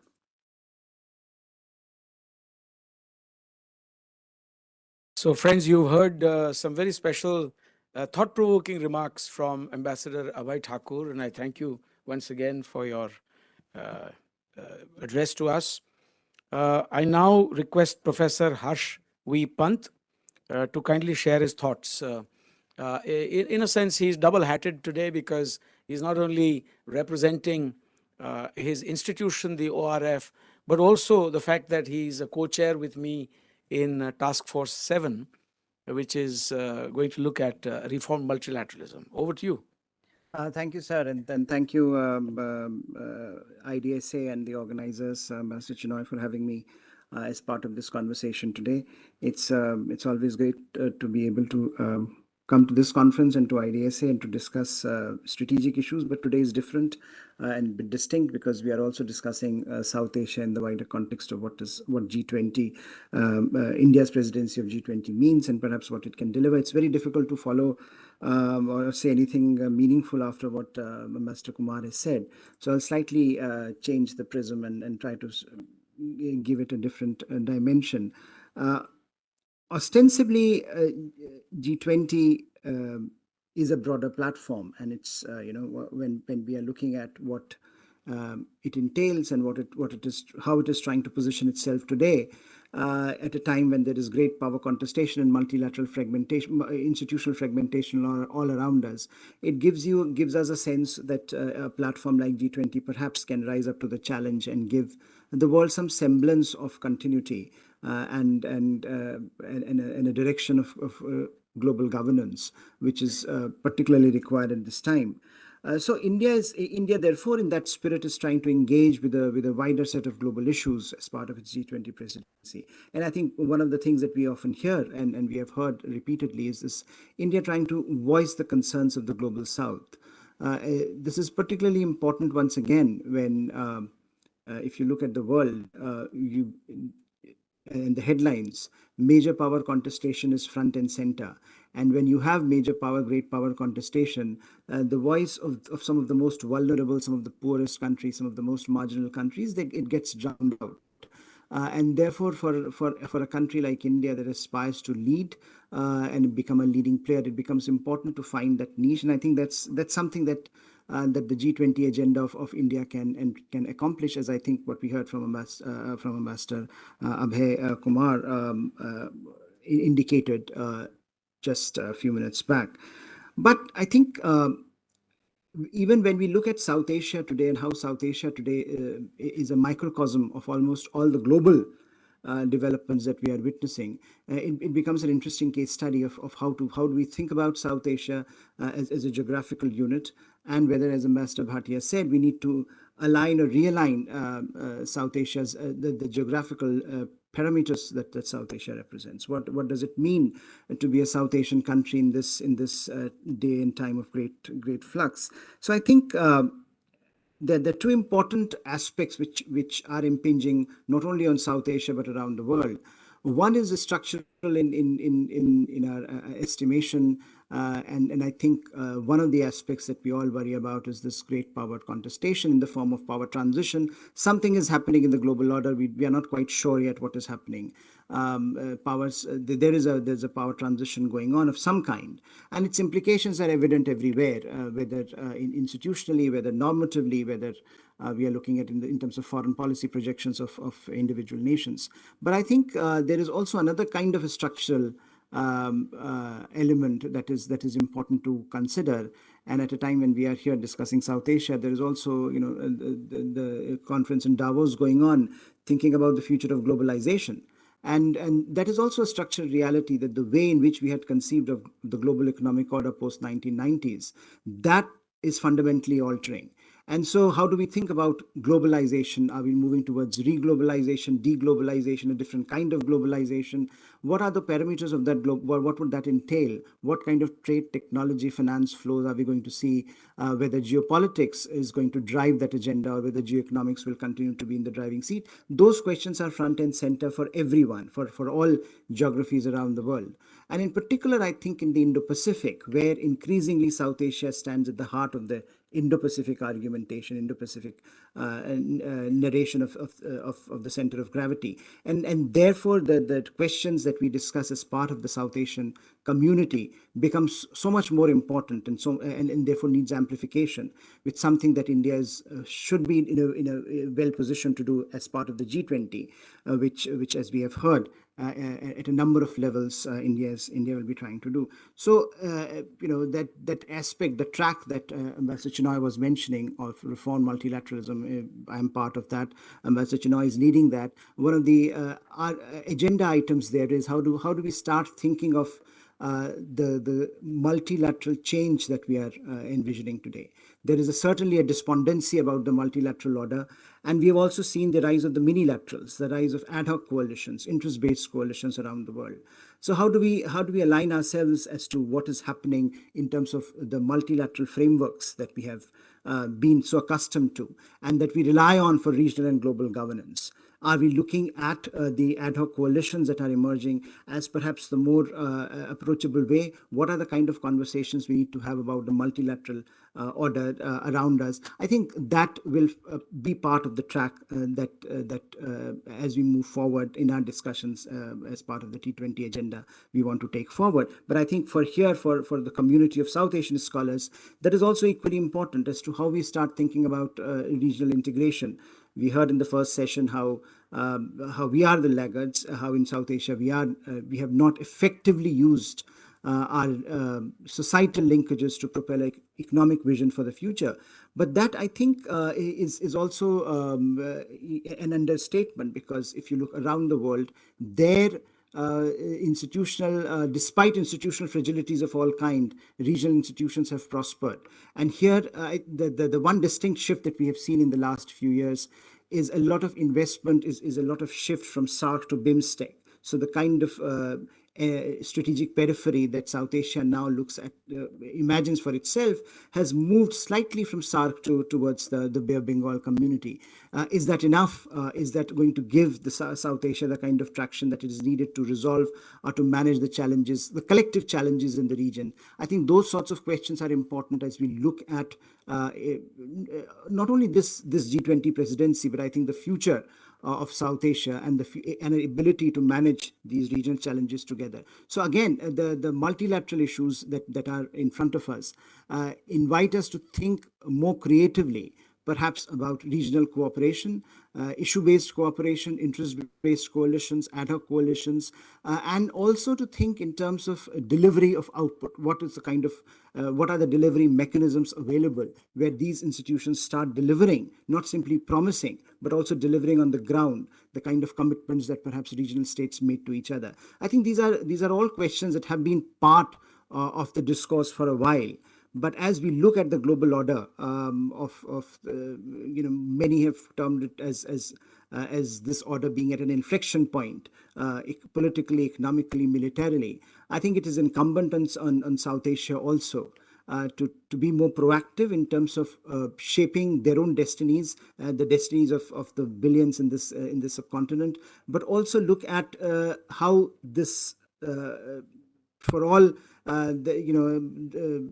conversations that we are having amongst as part of South Asia, it is also incumbent upon us to think that increasingly, if Indo-Pacific is the center of gravity of global politics and global economics, then some of those issues will impinge on what happens in South Asia and how South Asia defines its own future. I think those are the sets of questions that, from my vantage point, as a community of South Asian scholars, thinkers, and practitioners, we need to look at as we look at the future of South Asia being intricately intertwined with the future of the wider Indo-Pacific, which, as we are being repeatedly told, is where the politics of 21st century is going to unfold. And that is precisely some of those questions that we at T20 and part of the reform multilateralism also are willing to engage, because that cuts across multiple matrices, multiple indices, whether economics, climate change, sustainability, development, and of course, fundamentally, security paradigm that we are engaged with at the moment. So with that, thank you so much, and thank you, Ambassador Chinoy, for having me here today.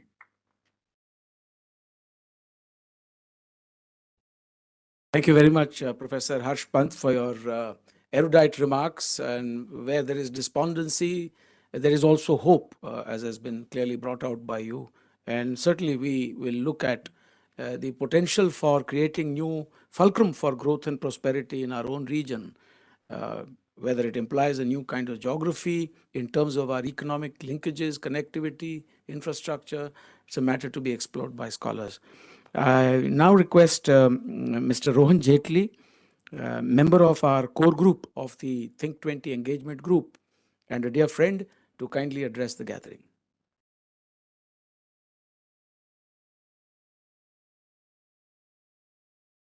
Thank you, IDSA, Ambassador Chinoy, for having me invited to this occasion to address this esteemed audience.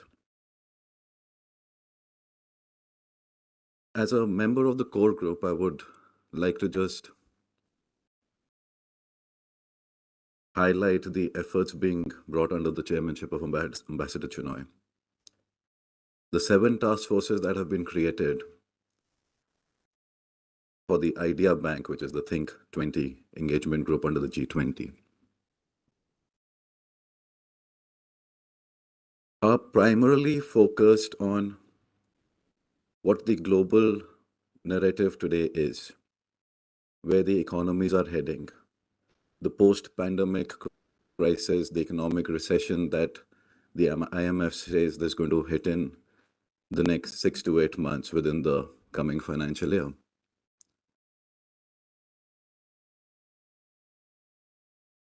We can see the effect within the country, within the neighboring countries of South Asia. There are task forces which will and should have a long-term impact on climate change, sustainable future, growth, life, value of life, and well-being.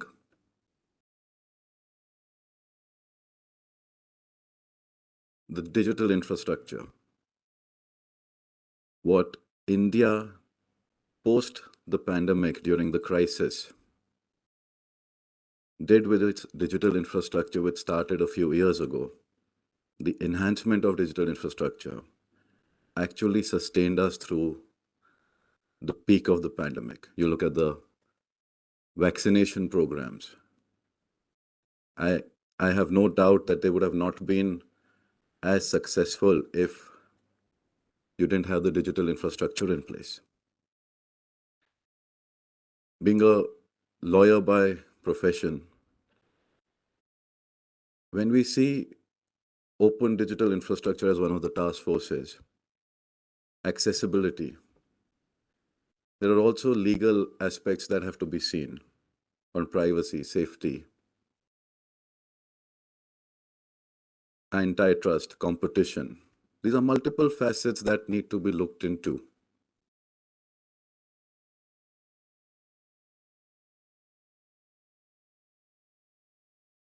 The mantra is that subsequent to the crisis of the pandemic, the recession,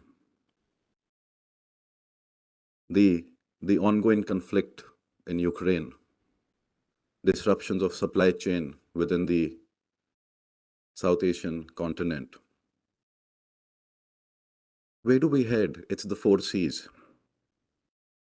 The communication, the cooperation, the coordination, and the collaboration. Having the presidency at a point where India is in a position to ensure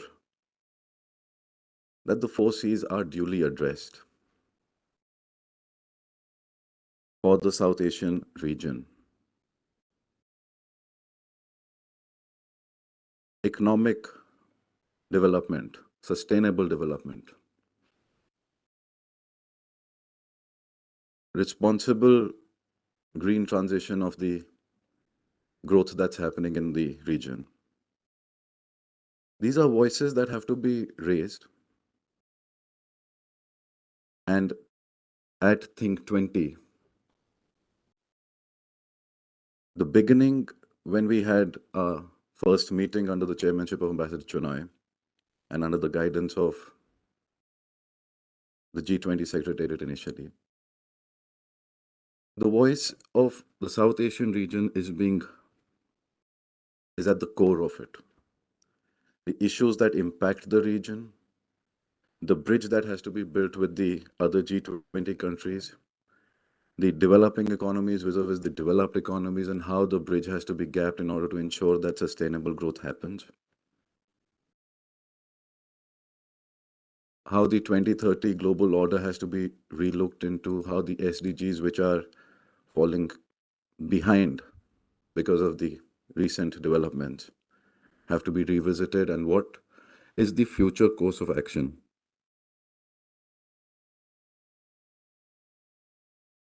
The Think20 group and the G20 under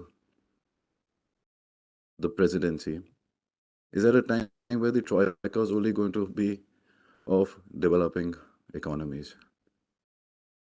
Effect of which is that the region will benefit with what is required to be done to be upliftment of the region.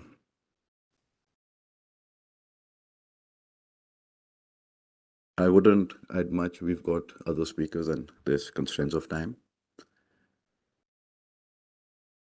One family, one earth, one future is the mantra of the presidency, and the intention behind this is to make sure that the voice of the South Asian countries and of India is to make sure that the global community moves ahead in future. Thank you.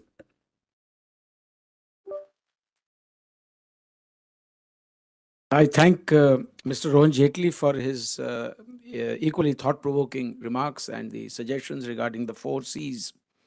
I now request Ms. Sunaina Kumar, the Executive Director of our T20 Secretariat, to kindly make a presentation on the program of work that we have planned for ourselves, our achievements so far, our expectations, with the help of a PowerPoint presentation. Thank you.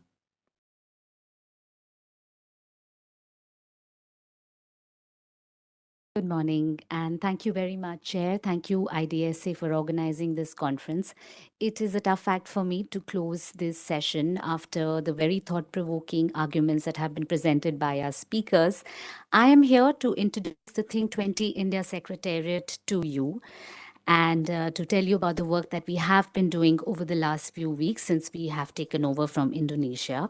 So the Think20 India Secretariat has been working in close coordination with the T20 core group, which of course is chaired by Ambassador Sujan Chenoy, and other members of the core group. Mr. Rohan Jaitley is also present here. The Secretariat is hosted by the Observer Research Foundation, and we are a team of 25 people now who have been working on this for the last few weeks.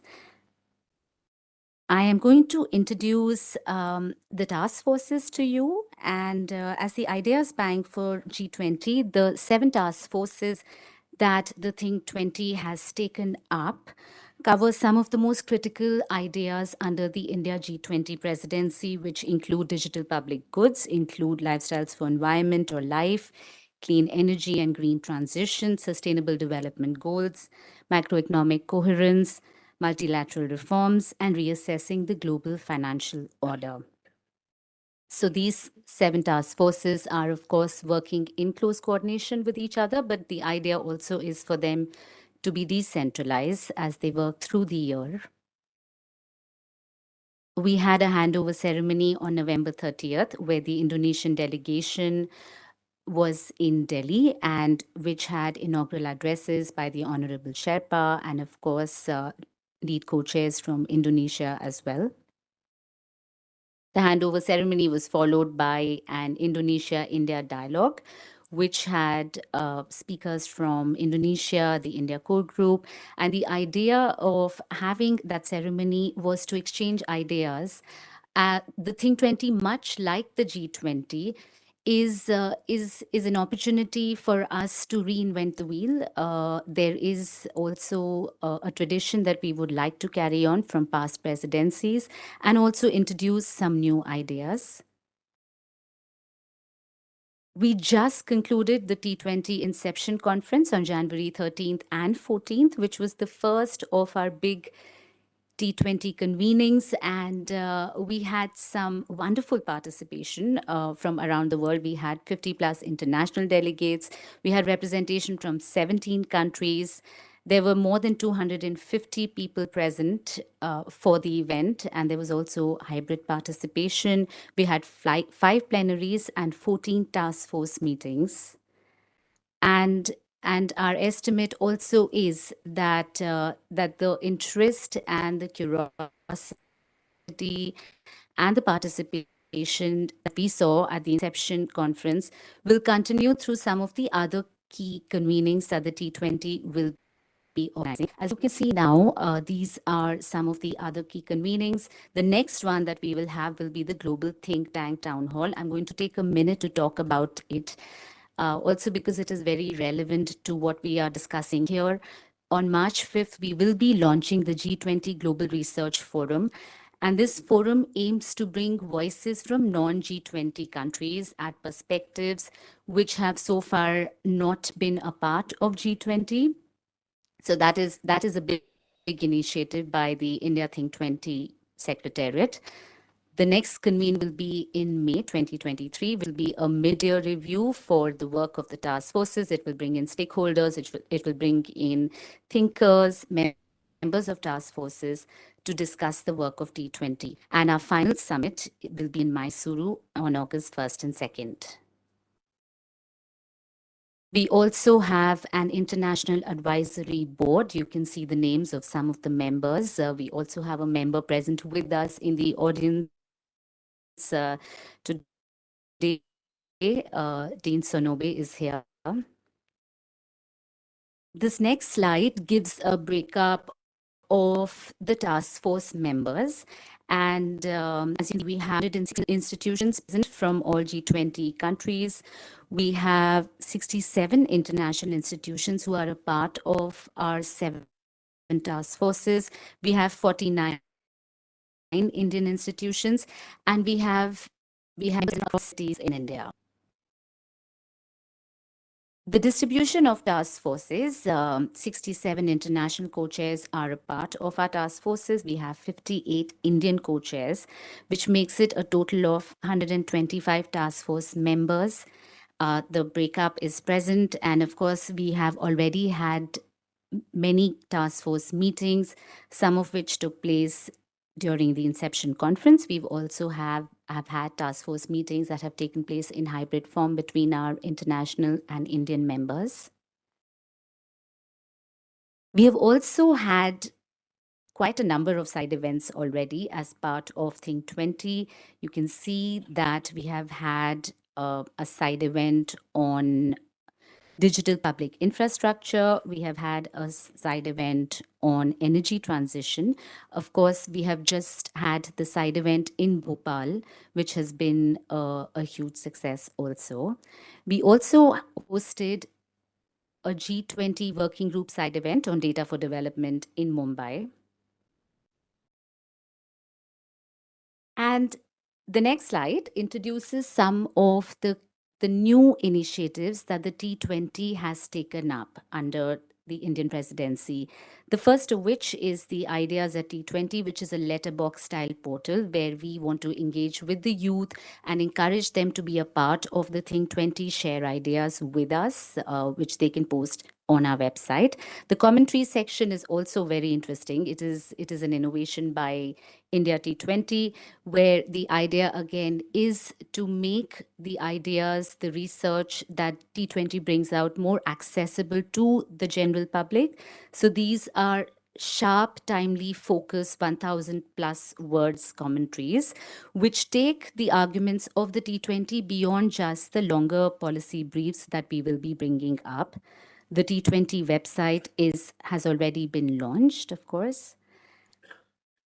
And the T20 call for abstracts, we were talking about it this morning. We have received over 900 plus abstracts. We have already extended the deadline for it by a week, and the deadline for it closes today. And the idea is that by the end of this month, the task forces should be close to sifting through all of the abstracts that we have received. And during that process, what we will be emphasizing throughout is, of course, diversity.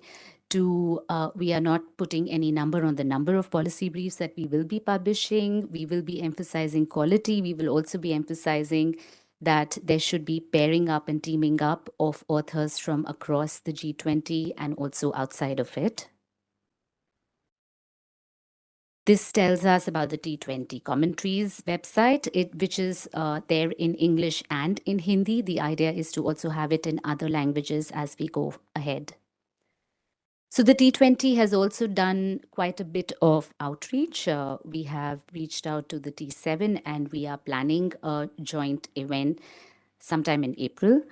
We also have planned another joint convening with the W20 in March. Along with that, we will be taking the T20 to countries around the world. We are going to be taking it to Rwanda, to Bangladesh, to USA, to Europe, to Australia. We will also be thinking of taking it, of course, to South Africa and to Latin America, where we will be handing over T20. And to continuously engage with the public, which is really a mandate of the T20 also. We have been very active on social media. We took over social media handles from Indonesia, and we are on Twitter, Facebook, LinkedIn, and YouTube, constantly updating, constantly posting all that we are doing, from events to research.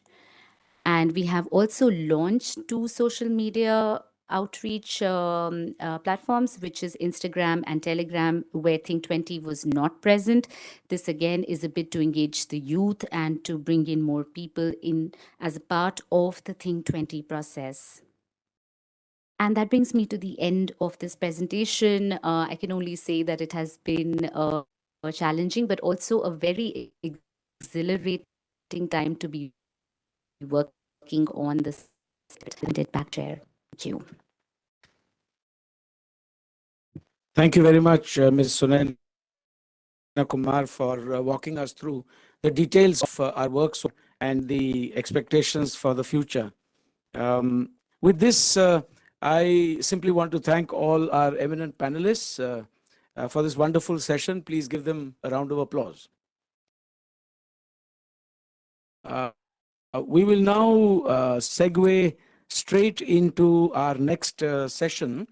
I do need my papers, please, Anandita. I don't seem to have them here. For the next session, the speakers list may kindly be given to me. Yes, please. Apart from Ambassador Abhay Thakur Singh, the others may kindly resume their seats in the hall. And I would like to request the distinguished colleagues from our diplomatic missions in Delhi, resident diplomatic missions who have joined us today to come up onto the dais. Ambassador Mohammad Mustafizur Rahman, High Commissioner of Bangladesh to India. You're welcome. I think Ambassador Moe Kyo Ong of Myanmar has not been able to join us. But if there is a representative from the Myanmar embassy, he or she is equally welcome. Ambassador Shankar Prasad Sharma, I acknowledge your presence. Please do join us. And I'm informed that the Deputy High Commissioner of Sri Lanka is also with us, Mr. Niluka Kadurugamuva. You are also welcome.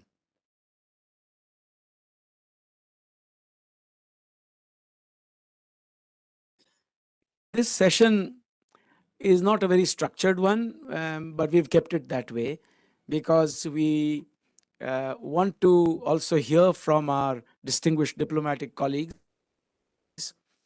who are resident in Delhi. More than one of them is probably concurrently accredited to more than one country. That's how it generally ends up in South Asia. Or they've seen colleagues who are concurrently accredited to a number of South Asian countries. So all that has been said so far by numerous speakers in the inaugural session and in the second session as well is something that they may wish to reflect on in the time that remains between now and the lunch hour. So we have about 20 minutes or so. And if we want to stretch it by another 5 minutes, we can do that. And without much further ado, in no particular order, let me simply begin with Ambassador Sharma of Nepal. Thank you, sir. Thank you so much for inviting us for this ambassadorial forum.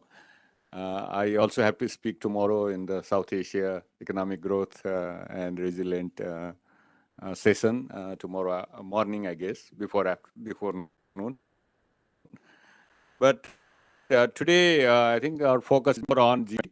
So first of all, I'd like to congratulate India for resuming this position of G20 presidency and wish India to be very successful in achieving the goal of helping in achieving the inclusive growth, resilient global economy, and also helping the South basically to get their voices in the G20 meeting and get in the resolution in the first place. But there are so many opportunities in G20 when India has become taken the presidency.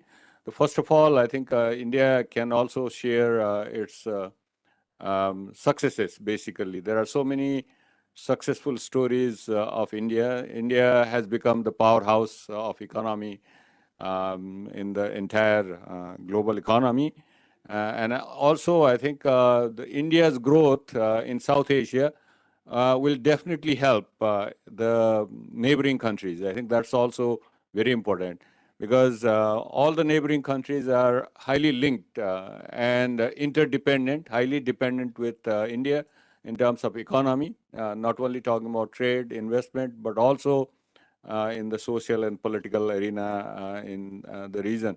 So I think the India's success, India's powerhouse, India's continuous growth in the economy will definitely help South Asia, not only South Asia, but also now globally. The reason is that India is so large, so big. The domestic, the consumption is so big. The middle class population is so large. The population itself is very large. And not only that, I think the technological advancement that India is making, I think is very commendable. So I think these are some of the aspects I think that will continue to help India become the powerhouse. Although I think there are a few things that still needs to be done to make the economic growth to be accelerated from about 6-7% to 8-9%. That probably we can discuss tomorrow on the South Asia session. But also, I think there are other experiences from other countries. India, like in T20, W20, they can talk and then take out the best practices from other countries so that they can amalgamate it with India's experience and successes to achieve the goal of G20. Some of the other successful stories that India can share includes digital infrastructure. Although with COVID-19 problem, most of the countries in the world, including South Asia, they have done extremely rapid progress in the area of digital infrastructure. But India being the big country, not only being the big country, the service export has become and has remained number one in India, including the IT and communication services. So I think that has helped India to rapidly progress in the area of digital infrastructure. More about that.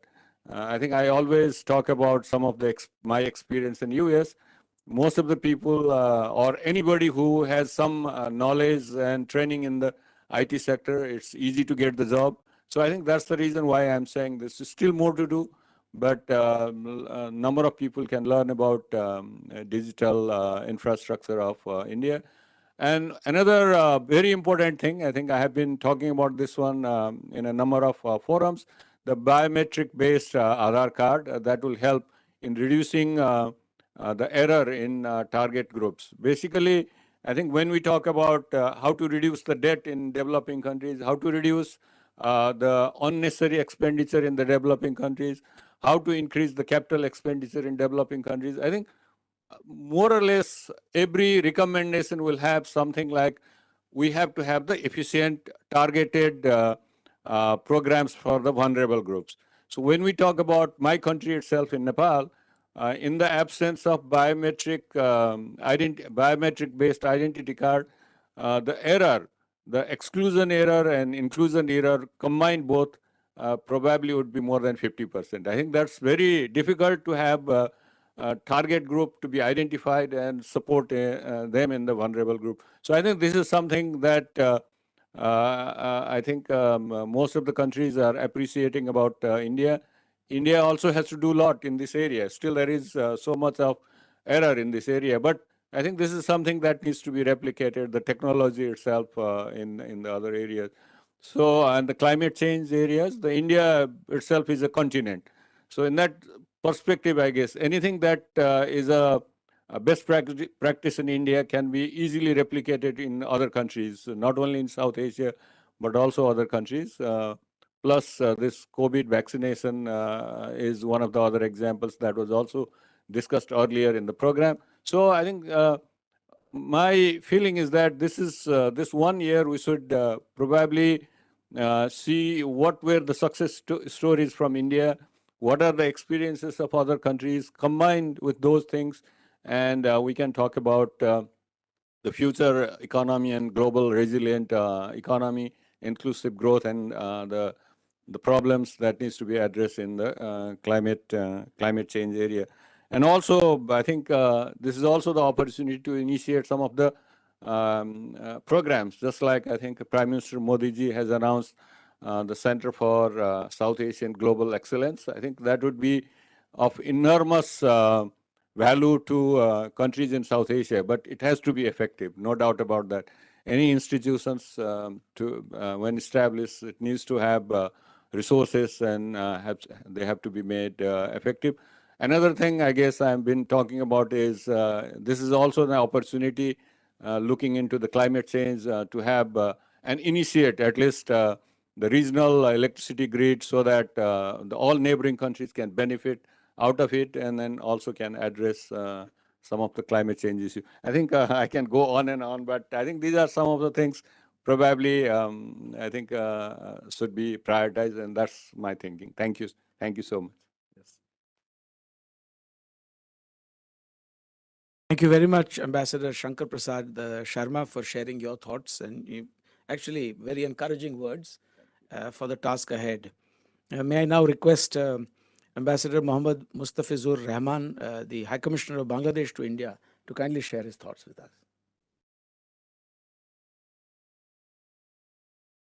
Thank you, distinguished moderator, Ambassador Chinoy, Ambassador Thakur, my diplomat colleague, Ambassador Sharma, and Ambassador Kadragama,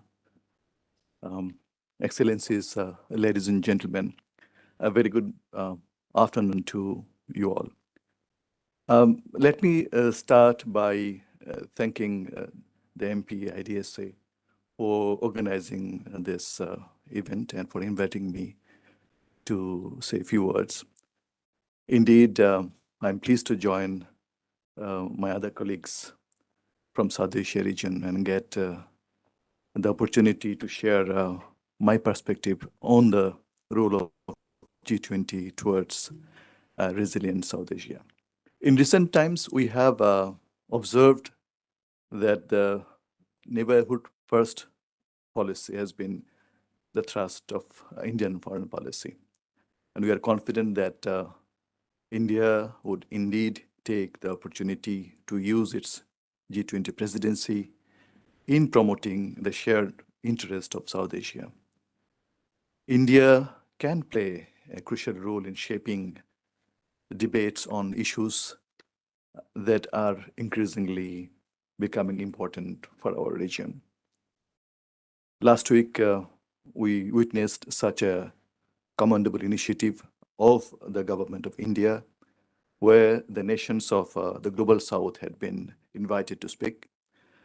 They shared their views, expectations, and priorities before the G20 presidency. I think the summit was called the Voice of the Global South Summit. Most of our suggestions are also relevant for the countries of the region. We hope that these points or inputs would be duly fed into the G20 forum for the greater benefit of our peoples. Having said that, I would like to focus on a few areas where I believe the G20 presidency can really contribute and where the South Asia has interest. A lot has already been said by the speakers this morning, so I will only highlight a few. My first point is related to the climate change, and my colleague Ambassador Sharma has also touched upon that. South Asia is one of the most vulnerable regions to climate shocks. According to a research, climate change is predicted to displace 62 million South Asian people by 2050, which is an enormous figure. So we have our backs on the wall. It is the time to translate our commitments into actions. And I'm happy to note that this is a priority issue for the G20 presidency. We need to strive to minimize the funding gaps in fighting climate change. Empty words will not work. We need to work for building the loss and damage fund as decided in COP27 in Sharm el-Sheikh. We should ensure strong financial, technological, and technical support for the climate vulnerable countries in their effort to transition to low carbon and sustainable economies. All these issues need to be widely discussed in the G20 forum. My second point is on health care and health facilities. The COVID-19 pandemic has exposed the gaps of global health infrastructure or architecture. There is no alternative of collective effort at the regional and global levels in bringing any pandemic to an end. G20 can be an effective platform to discuss universal, timely, and equitable access and equitable distribution of all affordable, essential health technologies, vaccines, and other health products. In case of any global health priority at the scale of COVID-19, no unjustified obstacle should be or could be in place. We need to make sure that our actions are consistent with the provisions of relevant international treaties, including the provisions of TRIPS agreement and the flexibilities offered in therein. And again, India, as the G20 president, can play a vital advocacy role in this regard. My third point is on technology and innovation. Digital technology can transform lives and grow economies. This has been mentioned by one of the speakers earlier. However, the full potential of digital transformation across South Asia still remains untapped. It is important to make technology accessible, affordable, and available to all. Countries in South Asia need support for building capacity of technology and innovative solutions. We must not forget that bridging the digital divide will facilitate seamless trade and commerce among the nations across the globe, not necessarily within South Asia. My last point is on global supply chain. In time of crisis, we need to keep our markets open for each other to ensure smooth, timely, and predictable supply of essential goods and commodities. We did see many deviations during the pandemic time. To conclude, as a guest country of G20,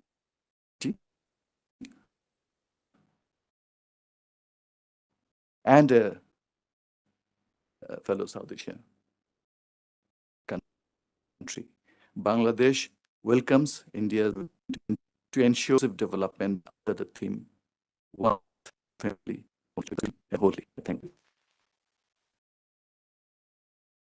I thank Ambassador Mohammad Mustafizur Rahman, High Commissioner of Bangladesh to India, again for very encouraging words. It's really a good start. It augurs well for our work ahead that we, as one family, move towards those large peace, especially in the region. May I now invite Mr. Niluka Kaduruga Muva, Deputy High Commissioner of Sri Lanka to India.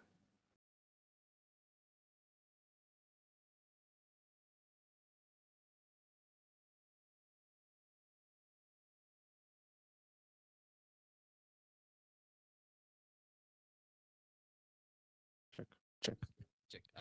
No. Thank you, Mr. Chairman. Thank you, Mr. Chairman. Okay.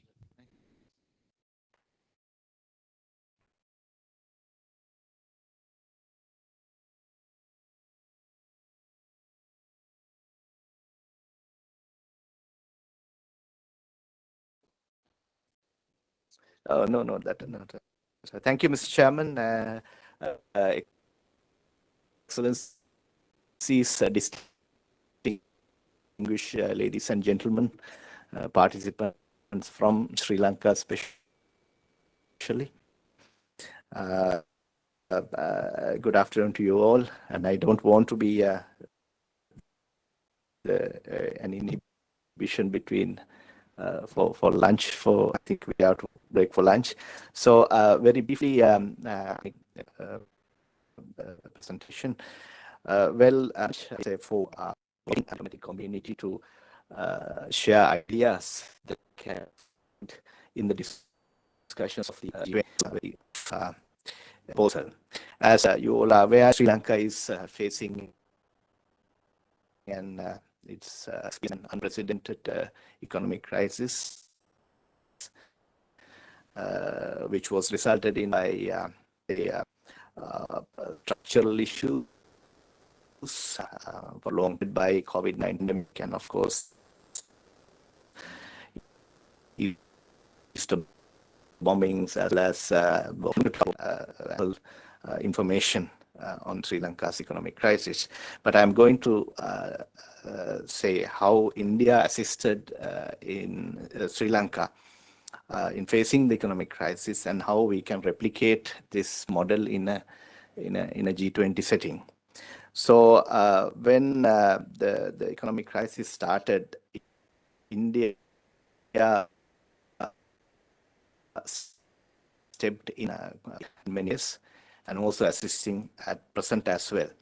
So at the stabilization stage, what India did was provided assistance to Sri Lanka by way of course, through lines of credit, currency swaps, and then deferment of payment to the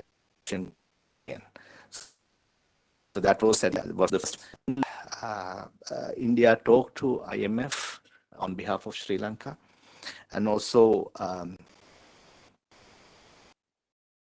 creditors, and also India spoke to other G20s. Then at the third phase, India engaged with Sri Lanka in a debt restructuring process, despite India is not having a previous experience in debt restructuring, and very positively engaged with Sri Lanka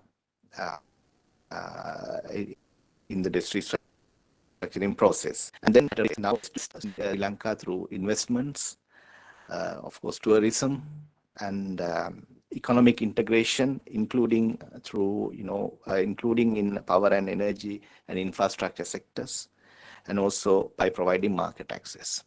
Now, in short, if you take India took the lead to help Sri Lanka in this particular case.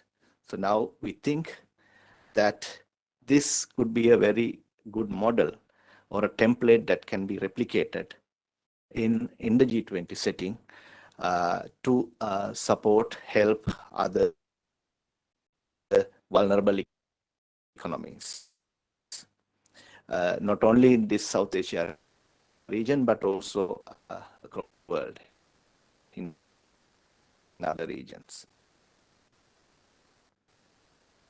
Now, in 9 states had while it is the leader of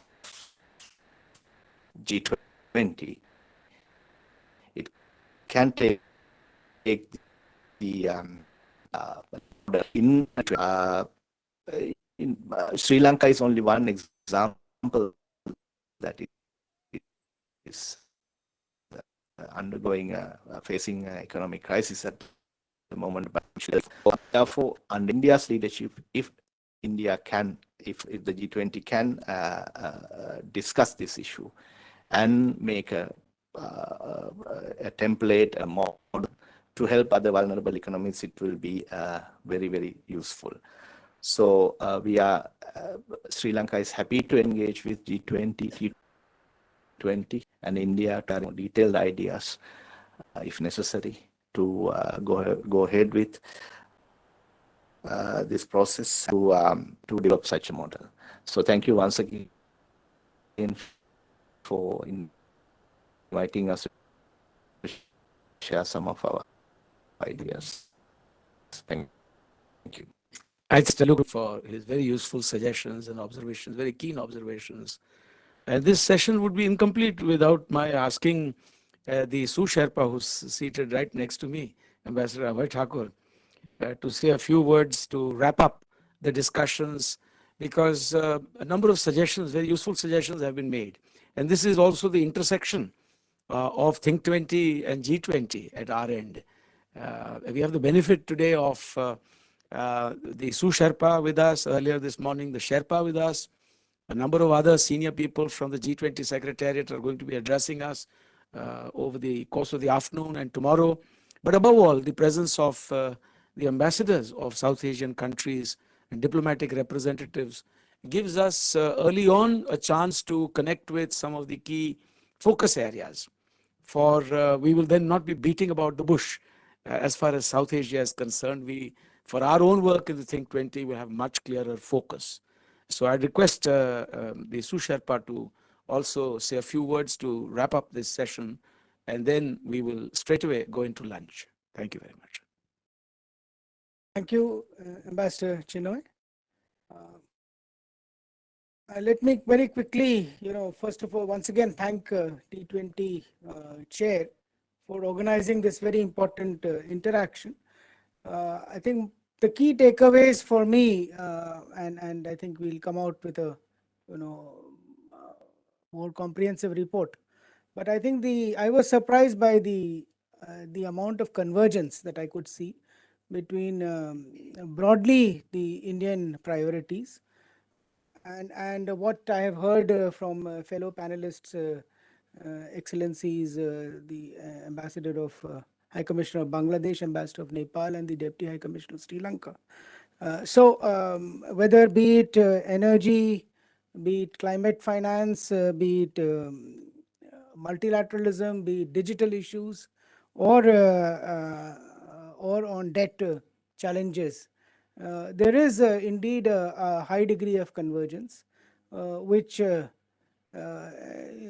I think is a sort of a vote of confidence on the type of priorities that we have selected for ourselves, and it only validates this approach that we have taken. A few key points I would like to also mention here, that we should not lose sight of the fact that it is unprecedented to have 4 developing countries chair the G20 in a row, from Indonesia last year to India, Brazil, and then South Africa. Let us not make it a one-off, one-year affair, because when it comes to global challenges, it's extremely important that as a region we stay connected very closely and do not feel at all that G20 is not our forum. It is very much a forum where South Asia can continue to voice its concerns and priorities going forward. We have very like-minded approaches coming ahead over the next 2 years. So I think we should continue to keep focus on that. A very quick reaction to the Sri Lankan colleague about the debt challenges. Yes, This is an area which has been discussed in detail both in the Indonesian presidency, and we would be bringing greater focus.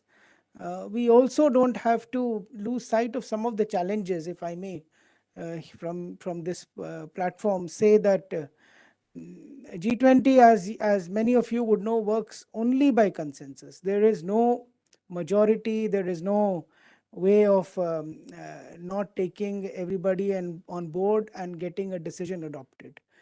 So every country has an equal say. So for example, on the debt challenge, we have had an approach, particularly from one country, that if it's a bilateral matter between the creditor and the debtor, then why does it need to be universalized? And this is something that then leads to questions about how to deal with the entire debt issue. And it's an important and major challenge on this point. Similarly, on multilateral reforms, we did see that after, probably you might have noticed that in Bali Declaration, it was the very first time outside the multilateral development and financial institutions that the word reform was even used. So it has taken G20 17 years to recognize in a declaration multilateral reform being spoken about outside the international financial institution context mind, and therefore it's all the more important that we stay very closely engaged, not only during this year but also going forward. And we will be very, very happy to continue to receive suggestions in these priorities.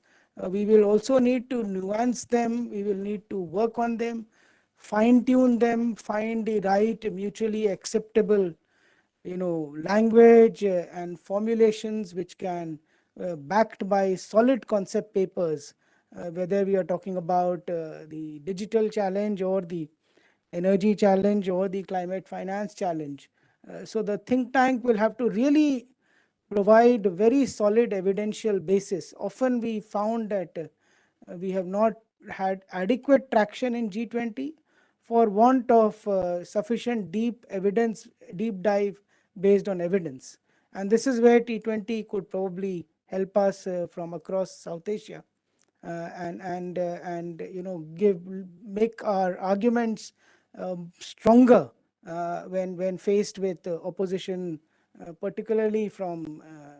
We must not forget that on global issues or in G20, the support is issue based, whether it is climate change, whether it is public digital infrastructure. We have dominance of big tech in certain areas. We are faced with challenges when we talk about lifestyles and demand side consumption, whether we talk of energy transition or energy transitions, with the latter providing more policy space. All of this is up for negotiation and discussion.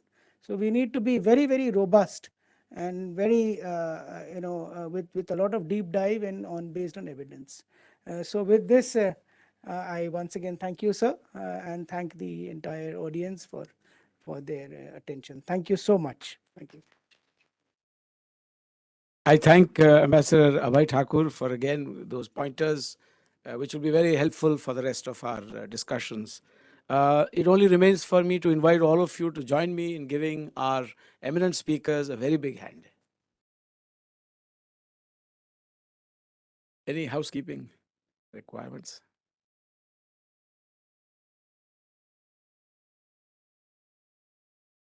Thank you. You would all agree that we had a very engaging discussion. I request everyone to kindly join us for lunch on the ground floor.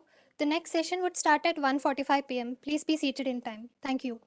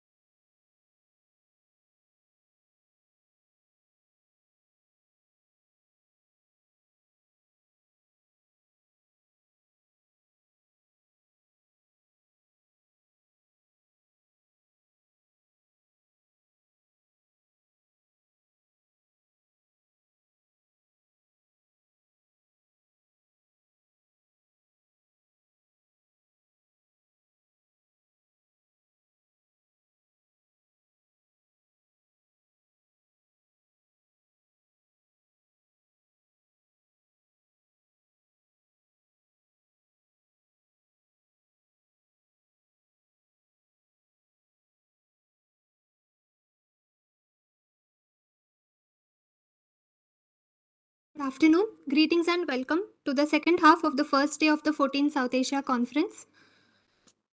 A housekeeping rule, I request you all to please ensure your mobile phone is on silent. We now have a special lecture on the T7 outlook of Japan on G20 process by Mr. Tetsushi Sonobe, who is the Dean and CEO of the Asian Development Bank Institute, Japan, and the chair of the Think7 process.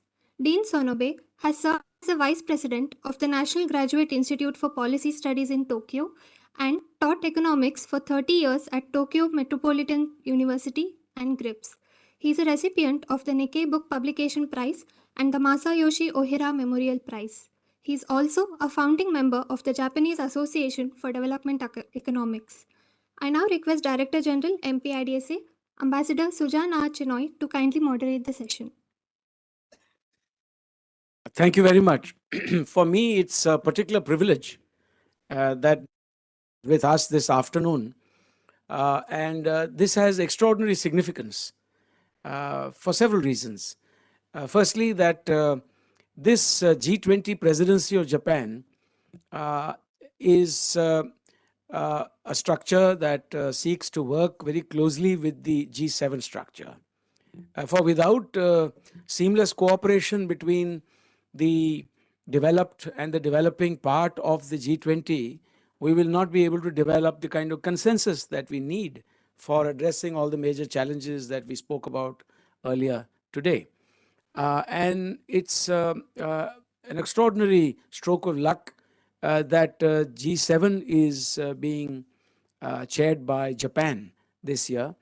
And further that, if I may add, that I happen to be a former ambassador to Japan and that I've struck it off very well as T20 chair with my T7 counterpart, that is Dean Tetsushi Sonobe-san, and that he has actually spent a number of days with us in India at the beginning of our journey. He was part of our Inception Conference. He was part of our side event in Bhopal until yesterday, and today he has very kindly agreed to spare his time and be with us. So therefore, this particular session holds extraordinary significance for me.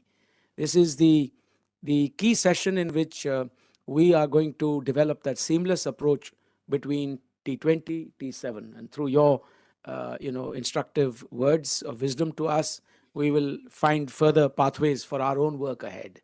Thank you very much. The floor is yours. So I move to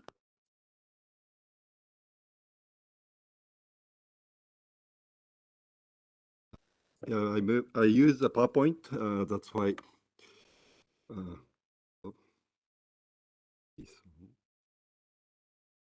Yeah.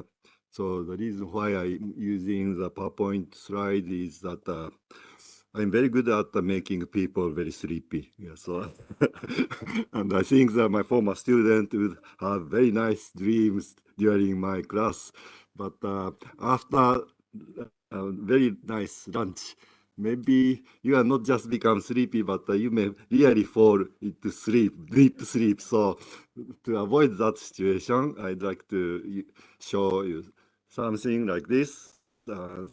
So this is what happened yesterday morning, about 26 hours, 25 hours ago. Here is Ambassador Chinoy.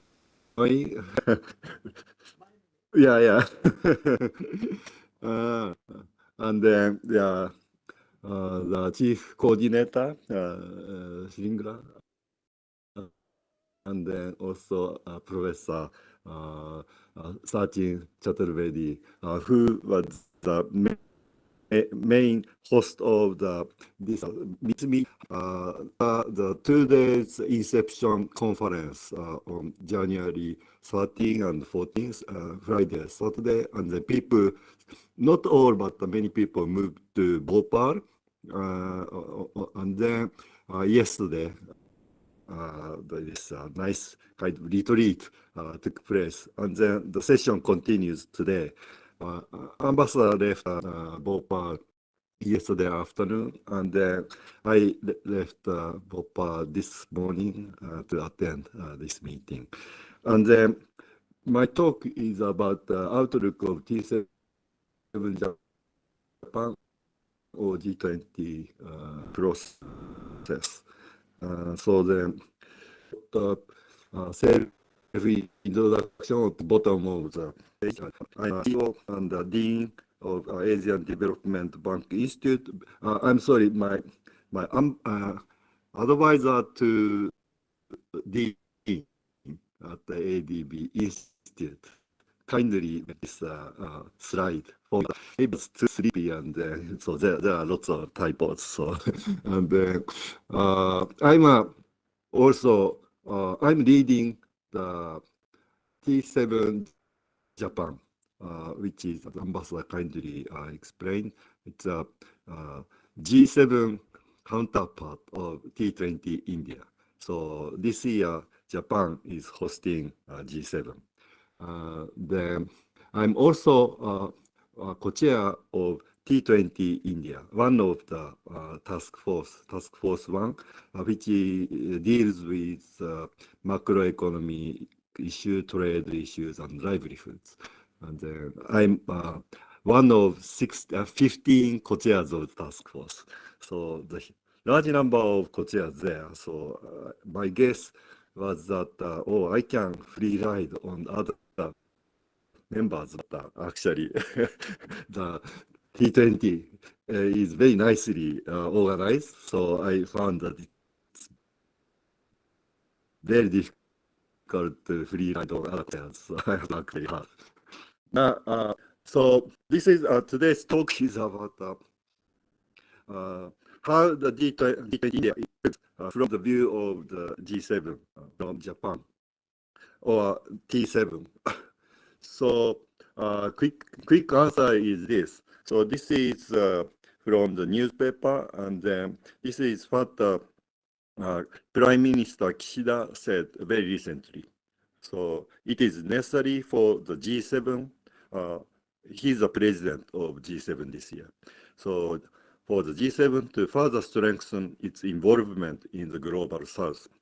To that end, the leaders of each country shared the recognition that we should strengthen our involvement in the global south by actively contributing to global issues such as climate change, energy, food, health, and development.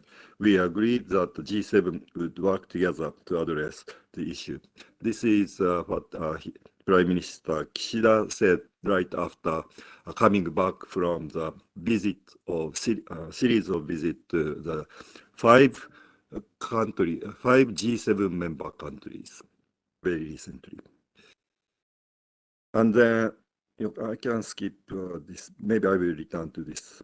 And then the rest of my presentation is about a kind of self-introduction about T7. And then I would like to congratulate the very successful start of G20 India, and then how the people in India and the world expect to happen in G20 India.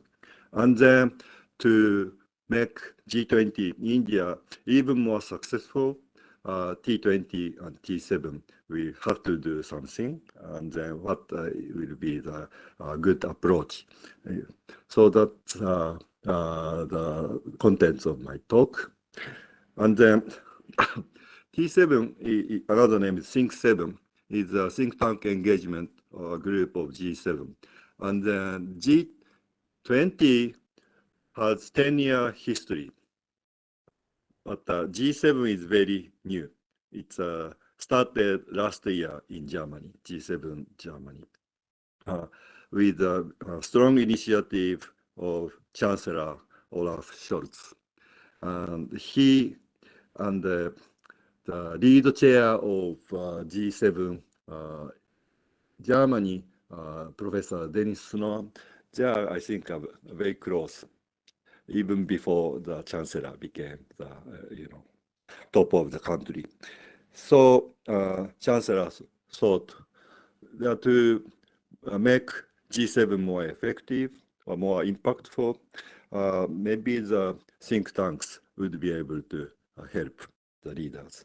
So the Professor Dennis Snow, who is also one of co-chairs of T20 India, he and Professor Anna Katarina Honich of German Institute of Development and Sustainability led the entire T7, and then the T7 Germany was pretty successful. And then Chancellor Olaf Scholz put his favorite idea of climate club in the kind of central part of the G7. By the way, German Institute of Development and Sustainability used to be called German Institute of Development, and the abbreviation was DIE, but now they changed the the abbreviation to IDOS. And then from this year, the Japan Japan will host is hosting G7, and then although my institute, ADB Institute, is multilateral. Okay, this is a think tank of multilateral regional bank, Asian Development Bank, and the ADB Institute itself a multilateral organization. So it's not Japan's think tank, but so it's a bit strange for ADB Institute to host T7, but many think tanks exist, but in Japan, unlike India, think tanks are not like the policymakers as very, useful supporters or friends. And so that's why it's very difficult for think tanks to have impact on policy making. And then but there are many think tanks, and how do they survive? Many of them survive by providing investment information for individual investors, like a big security company or financial companies, subsidiaries. They are think tanks, so they provide information to their parent companies and also individual investors. Or others are very much domestic oriented. And then the small number of think tanks like Sasaka Peace Foundation, which is, I just heard, very active in Myanmar. And maybe the Institute for Japan Institute for International Affairs also active. And others are very weak or small, and then it's a heavy burden for them to host T7, which is a kind of global community. So because ADBI has kind of global networks, that's why we are asked by the Japanese government to host T7. Okay, and then T7 may sound like a community of think tanks of G7 member countries, but that's not true. So from the beginning, meaning the last year, T7 is open to think tanks and researchers in the world, including the non-member countries, all developing countries, including those think tanks in Sub-Saharan Africa. And then ADBI is now 25 years old. And then according to the University of Pennsylvania's think tank Civil Society Program Index, the ADBI is world #1 government-affiliated think tank. Not really government-affiliated, but a kind of public sector think tank. And the overall ranking is number 24. But last year there was no announcement of the new index, so I don't know what's the ranking right now. And then before I joined ADB Institute 3 years ago, I was the vice president at the National Graduate Institute for Policy Studies. Ambassador Chinoy, the university has a lot of, it's national university, but it's the university for the Japanese government.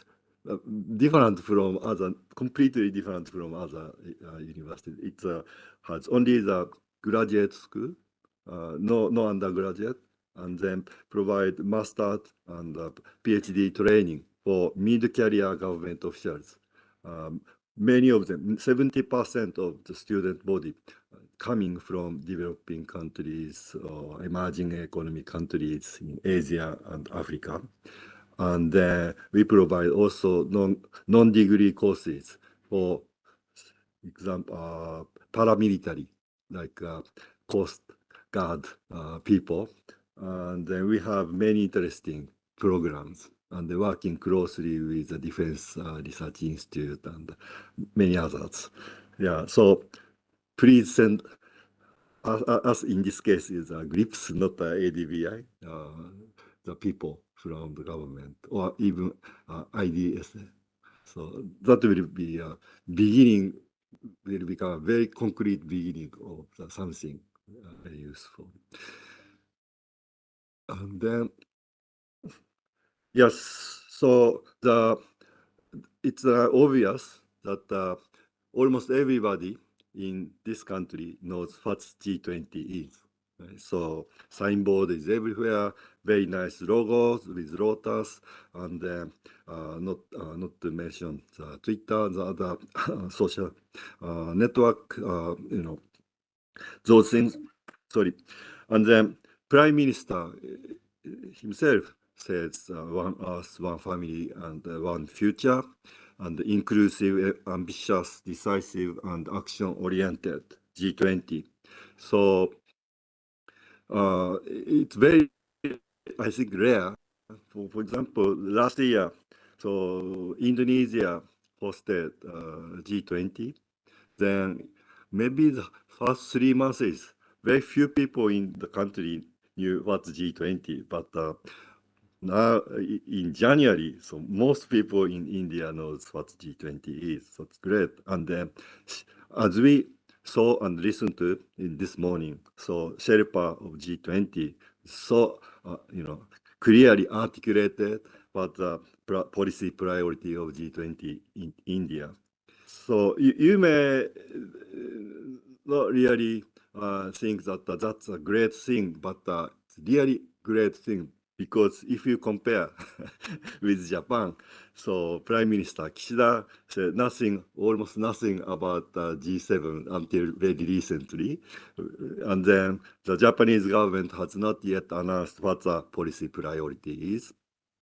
And then only very recently, as I said, rule of law, strengthening G7's involvement in global south is important. Those things floated very recently, but not yet come as government formal policy priority. But part of reason is this. So it is this coming G7 is Japan's G7 the 6th times already in the past. This is going to be 7th time. So Japanese people cannot be excited with G7 anymore. That's part of the reason. Another is, the G20, India is more fortunate because, in a sense, you see the 4 emerging economy countries, emerging market countries in a row host G20, Indonesia, India, Brazil, and South Africa. And last year, the G20 Indonesia was, in a sense, very successful. So that's why the people's expectation for G20 is very high. Okay?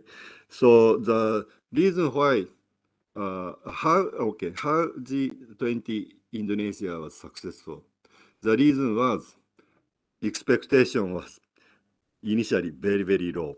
That's the reason why. Okay, why expectation was low? Because war broke out. War on Ukraine broke out, and then people thought G20 Indonesia can survive. Right? So G20 may broke out, and then will it be G19 or US will come, or if Putin insists to come, and then how about Biden? So people wondered in that way, right? Then what happened was, Xi Jinping met Putin mid-June, and then Xi Jinping's attitude toward Russia, or what Russia is doing in Ukraine, was kind of cold attitude. And then people, speculated lots of ideas. And, people nervous, especially those G20 Indonesia presidency people, like Minister Ceremoniali, was so nervous. I know because former ADBI colleague who are seconded from the Indonesian finance ministry went back to Indonesia to help minister. According to her, everybody is so nervous. But what happened was very successful in the sense.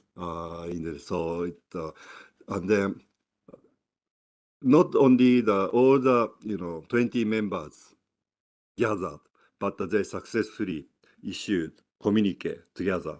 So that was very nice, very appealing thing.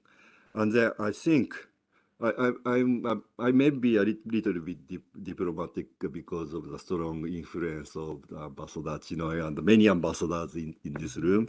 But I'd like to say that the situation changed, I think, when the Prime Minister Modi told Putin that now is not the time for war. So that was the kind of, the moment of situation change, or it could be described as sea change. So then the Indonesia took kind of momentum, and then Indonesia took advantage of the kind of the ASEAN as background. So, and the ASEAN way is, as you know, in ASEAN include countries with different political regimes, but never talk about politics, and then focus on economy, and so that they maintain the kind of coherence. And so again, so Indonesia took that way, and then, but in a sense, the Indonesia threaten other countries, to US, China, or Japan, or Europe, EU. If you do not work with us, then you cannot deal with us. The us is sometimes not just Indonesia, but ASEAN as a whole. So it took advantage of kind of regional power. And then the source of regional power is, I completely agree with G20 Sherpa, Mr. Amitabh Kant, who said this morning that regional trade, regional tourism, and regional transaction, regional economy, regional connectivity is very powerful source of the power, not only economic, but if you use it, in a smart way, it can be a very strong political power. So, and then while the Sherpa was saying that in India, so only intra-regional trade accounts for only 5% of trade, countries' trade. And then I checked, and then I found that in the case of ASEAN, intra-trade accounts for 23% of the whole trade. So yeah, ASEAN or Southeast Asia is going much ahead of India. So, and then another good or lucky thing for Indonesia was Indonesia is this year, after the G20, the country is chairman of ASEAN 2023, right? And then many other fora which highlight Indonesia and ASEAN. So the the rest of the world naturally looked at Indonesia and tried to, have a nice relationship with Indonesia. So the Indonesia behaved like a kind of central decision maker. So I think because of that success and because of the Prime Minister Modi's influence on the big sea change, I think the people's expectation within and outside this country is very high from the beginning for G20 India. And then Prime Minister Modi seems to arouse the people's expectation. So this morning I saw this kind of screen which shows whether my flight is on time or not. But then it changed into the Prime Minister's photograph, and then it says, mother of democracy to host G20. Let us make it a catalyst for global change. And then the screen changed, and then it says, big responsibility, big ambition. India's G20 presidency to accelerate new ideas and collective action. So very strong message that kept sent to people. So the expectation is rising and rising. But as you know, when expectation is very high compared with reality, people would be disappointed. Then people may think, oh, this was not successful. So that's why what is important is the content or real action. And for that purpose, strategy, good strategy will hold the key to success. And the G20 Sherpa, Mr. Amitabh Kant, exactly said this morning, bringing strategies for inclusive, resilient, and sustainable growth is really, really important. And then who will make strategy? Not just Sherpa, not just government people, but also think tanks. So role of T20 is very important. And not just think tanks in India, but entire think tanks community in the world eager to help the think tanks in India, the T20, and they want to show the power of think tanks to solve the global challenges. So, and then, this ends my slide because I'm sorry I didn't have enough time, but not yet. Let me explain. So, not just working together to support T20, but think tanks can do more, I think, because there is T7. But T7 is now open to the think tanks in the world. And the T20, of course, open to the world. So that means T7 and the T20 actually, the participants are same people, but organizers are different. Then, and also those persons to whom we want to deliver our, ideas are a bit different. So one is G7 leaders, and the other is G20 leaders. And the G7 leaders is just a complete subset of G20 leaders. But there are some other people, and then these other people and the G7, this relationship is not, sometimes not really good.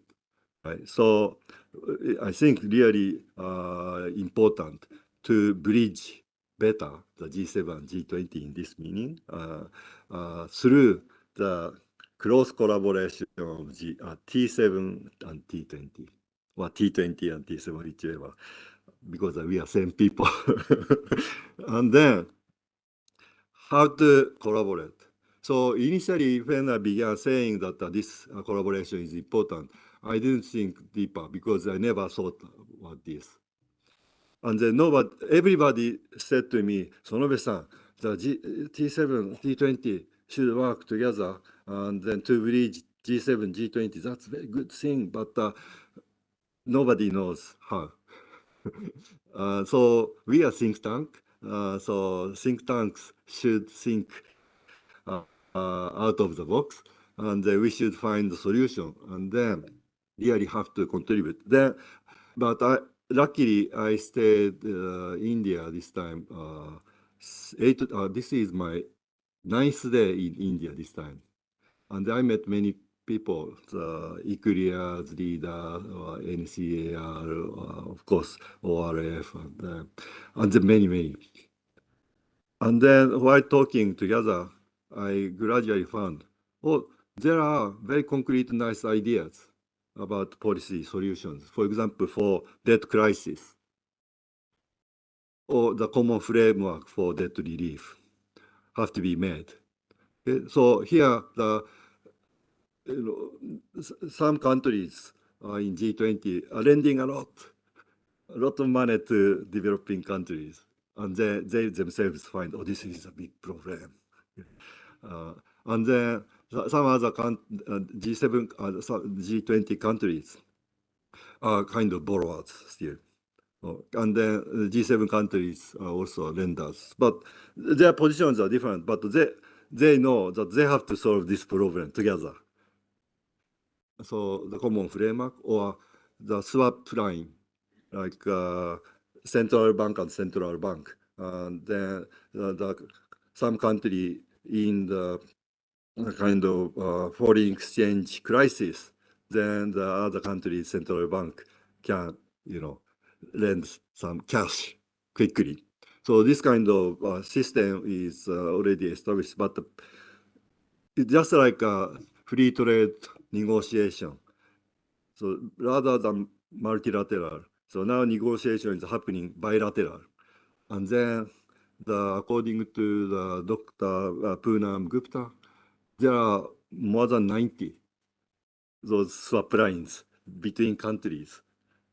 But those countries, for example, China has more than 30, and India has several with Maldives, Sri Lanka, and then so those transactions from the point of view of small developing countries who are borrowing, it's a transaction cost is now rising because they have to deal with many different countries and there are lots of negotiations. But the negotiator tend to be the same person, so must be extremely busy and tired. So rather than that, how about the G20 swap line? If that is established, then the transaction cost will be reduced. So and then this is like giving a global safety net to the countries in debt distress. So all these things we can easily work together and then recommend both G7 leaders to push this idea within G20, and then also T20 will recommend G20 leaders to adapt to this and make it bigger, safety net. So, and then, of course, Japan and India can always easily get along with. So people think in the same way. So living with nature is very same way of thinking for Japanese too. And thanks to the good work of ambassador to Japan, so the relationship is always good. So Japan, India, as a president of G20 and G7 respectively, we have very nice collaboration. And naturally, T20 and T7 should work and can work together very closely. And then that will make an impact of T forward much stronger. And then we can not only impact, but we can make good ideas, great ideas. And then we can make great idea scale to the world. So was I too much diplomatic today? So thank you very much.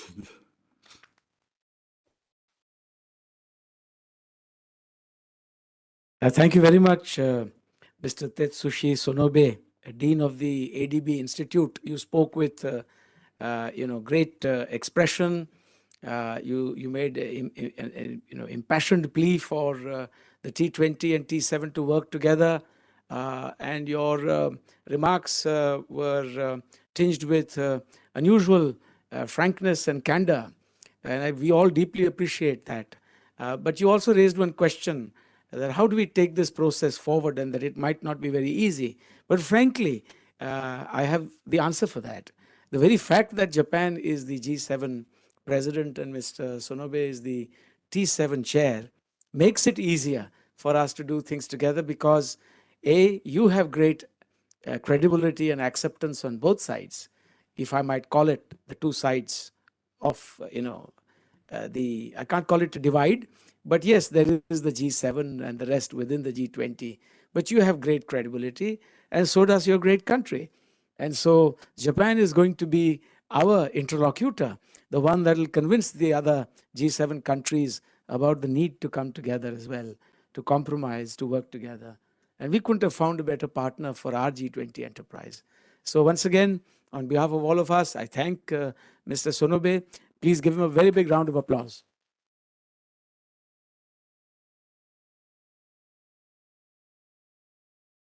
Go ahead.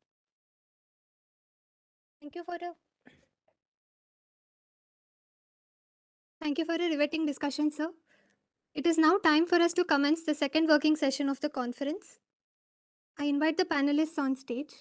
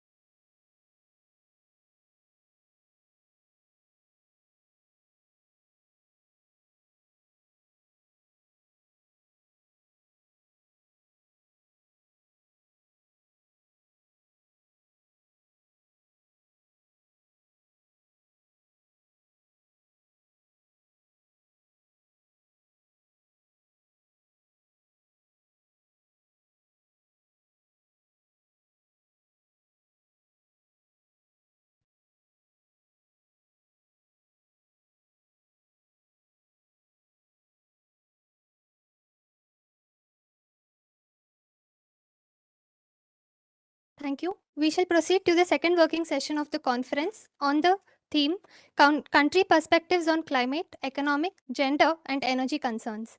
The chair for this session is Professor Mahendra Lama, who is a development economist and has been a senior professor in the School of International Studies, Jawaharlal Nehru University.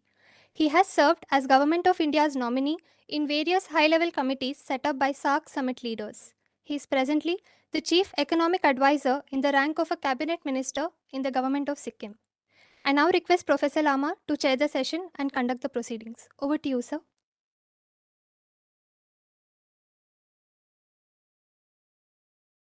Thank you very much.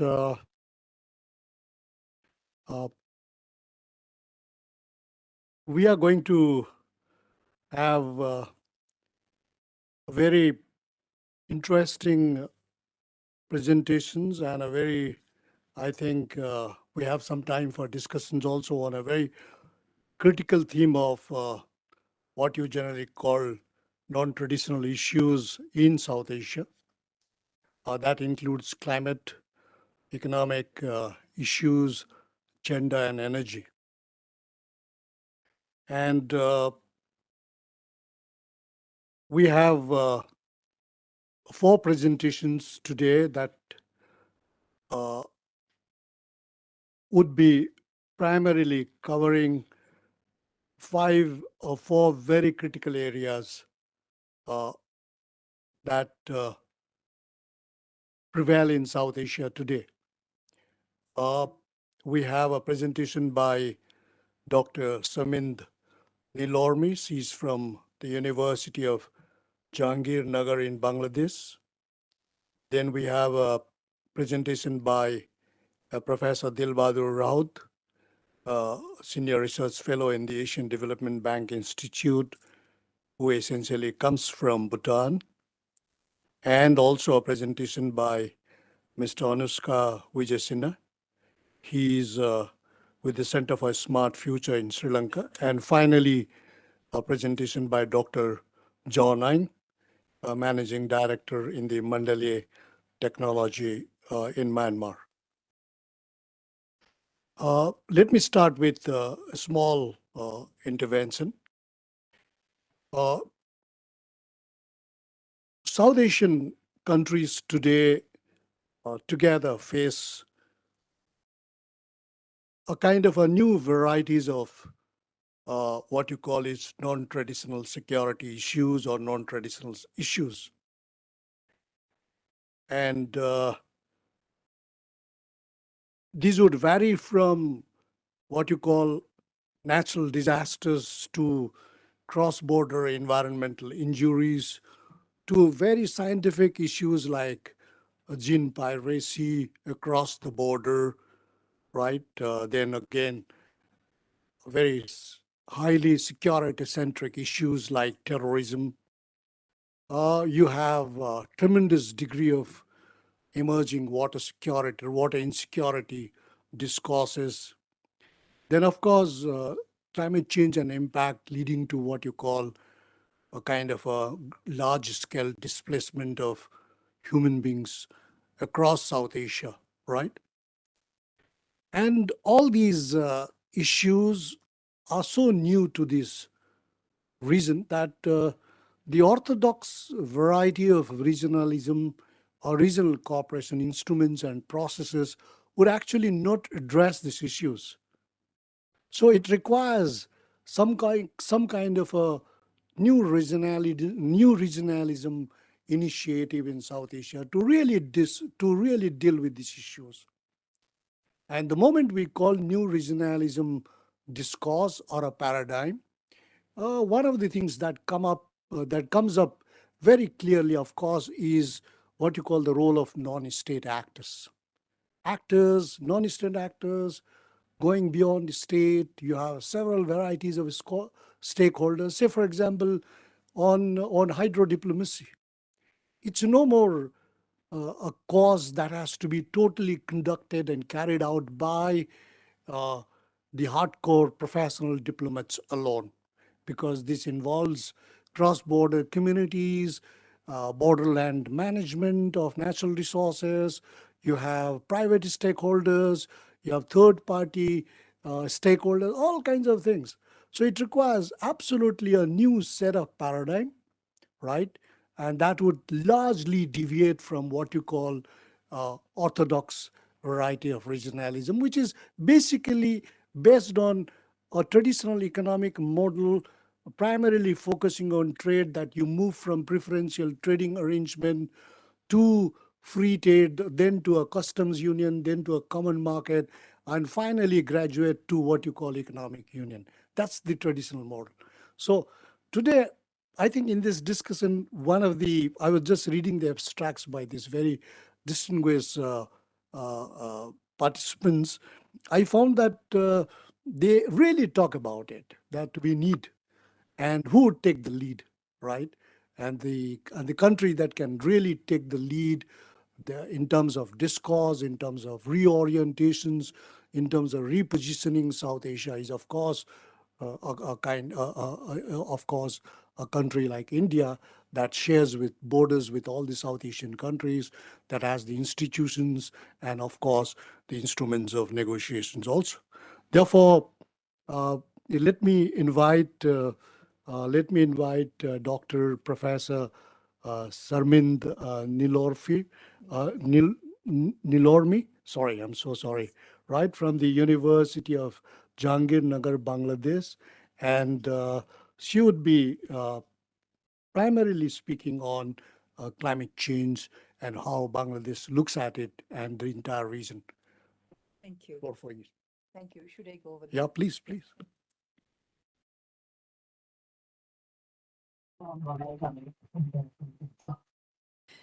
Thank you, Mr. Chair.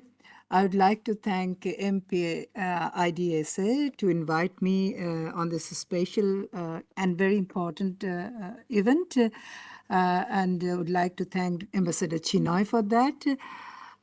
It was really inspiring, how the panelist was delivering with so much of energy and warmth in their deliberations.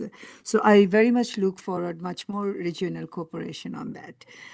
As Ambassador Rajiv Bhatia in the morning said that it seemed to him that India has emphasized much more on regional issues more than other regional countries did. So I do have different angles to, on that, but still on that note, if we go forward with regional cooperation, that would be great. But with that note, I would like to remind ourselves, and especially as T20 chair, G20 presidency, I would like to, remind all of us, and especially the Indian think tanks, why does so? Why others in the region are not coming up as expected? So that is the very notion from where we can start with conventional, diplomacy issues, with the, connecting to non-state actors, what we call think tank, as Dr. Lama rightly said, and he has been involved in T-Track 2 since long. I know Dr. Ajay Dikshit here from the same background, the T20 actor, non-state actors since long. So I'm mainly focusing on climate change and regional food securities issues, and I will look through Bangladesh perspectives, of course. I will start with the context under the baseline. Recent economic progress in the backdrop of high poverty incidents we have been experiencing. So Bangladesh has been doing reasonably well in terms of eradicating poverty, in terms of increasing per capita income, and in other development indicators, especially in education and health. We did have a backlag. We did have experienced in COVID situation, but government has managed to vaccinate universal vaccination for people with COVID vaccination. So that's a great initiative by the government of Bangladesh. And now it seems that we are back to our economic stream. Given the world turbulent situation, we do have certain challenges, the debt crisis, the foreign reserve issues are there, but still we are making progress. High population density is a major concern. Regional water issues under the Ganges Brahmaputra Meghna system. Actually is the lifeline. Water is the lifeline of our agriculture system. And we remind ourselves that our food security depends on agriculture system that depends on water security. We do have 57 regional rivers, and 54 are coming from upstreams. And the whole landmass of these 53 rivers, we do have only 8% landmass, but 92% of the whole water stream goes down over this 88% of land. That too within the monsoon, 3-4 months of the year. So it's a natural, flood-prone area, and Bangladesh government has made huge investment to protect people and agriculture from flood and other waterborne disasters. The existence of large delta, I have already said it. Occurrence of cyclone storm surge leads to tidal inundation of habitable areas, including prime agricultural lands. That the south belt of Bangladesh, especially southwestern region, is severely affected by salinity, and there are other coastal and water related issues as well. But we do have a very good warning system. In 1991, we lost, unfortunately, almost 0.3 million people in a cyclone. Having faced with a similar intensity of winds, we are now, we expect that no one will be dead. So with that warning system, dissemination system, not only generating warning, but the dissemination channel is there. And also we have very good infrastructure of volunteers, the CPP volunteers. So these investments are there. Excellent progress in growing grains. Experiencing in a severe famine in 1974, Bangladesh had really taken initiatives to grow more food. Now our cropping intensity is more than 3. And our, especially the paddy crop, it grew even faster than our population increase. So that's something we really look forward, and we would like to maintain that status. The response frameworks are being developed. Response frameworks means the disaster risk management system, the social protection system, the research to make saline-tolerant varieties, flood-tolerant varieties, and the making silos to store foods. So these are something we had long ways to go, but there are instruments in place. What is expected under climate change? Increased rainfall in the eastern Himalayan rivers, leading to increased flood vulnerability. If that happens, then our 44% of our paddy, which is the staple food, it depends on rainfall. And if excessive rainfall is coming, that paddy will be affected, and that will impact our food insecurity. A delayed recession of water affects the crop potential of the next session, not the rainfall, increased rainfall, but the delayed recession, harms. Reduced rainfall during the dry season, leading to drought. So we have spatial and temporal distribution of water that needs to keep in mind. Water security in shared regional rivers is a great concern. And being a lower riparian country, we do suffer, for that. If the flows in the regional rivers are diverted upstreams, as the lowest riparian country, Bangladesh's water security will be undermined. Regional cooperation in this regard is required to address regional scale water security.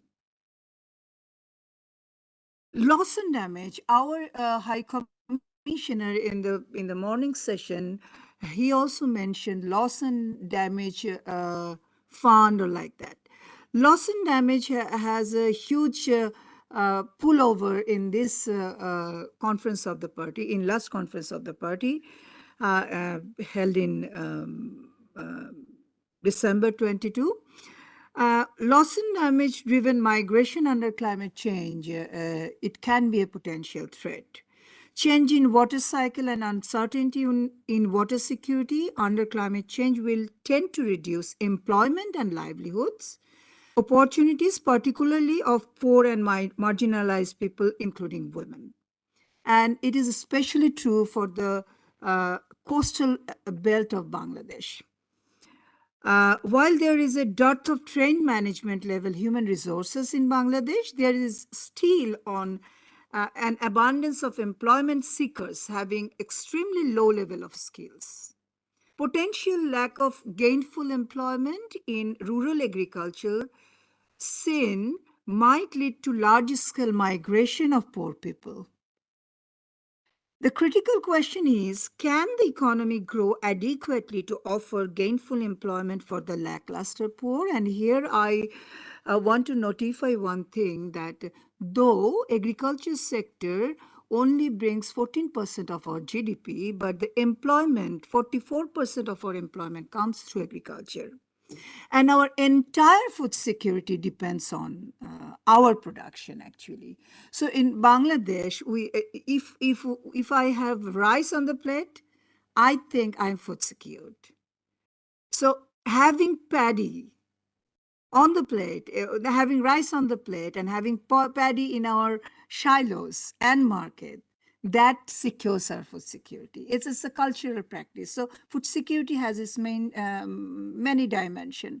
Still, there are many other foods available to secure our food security, nutrition, but paddy is is their own places. In agriculture, for last 2 decades, the participation of women has increased by 120%, and the participation of male decreased by 2%. Why that's so? Because there are more remunerative sections that men are going, and women having the restriction on mobility and having the responsibilities over family, they now manage the agricultural farms. And now the government can't issue farmers' cards having all the political will to those women because they don't, have land rights on their own. So there are issues. It's the food security, access. It's not only the production, it's availability, access, employment, all interlinked. Efforts are being made to capture the population dividend. So we have a population dividend. We have 60 specialized youth training centers so that skills of young people can be enhanced and utilized both within and outside Bangladesh. So in market, when 170 million people are consumers, that's a market altogether. So all we need is to maintain that they're consumers and they can access to market. So our internal market is one source of strength for us, and also we need to explore the global market, where our young people with skills they can get in. The concerns regarding food security under climate change, I already had the backdrop. Population is growing and per capita availability of land is declining. Efforts are being made to grow more food from the remaining lands.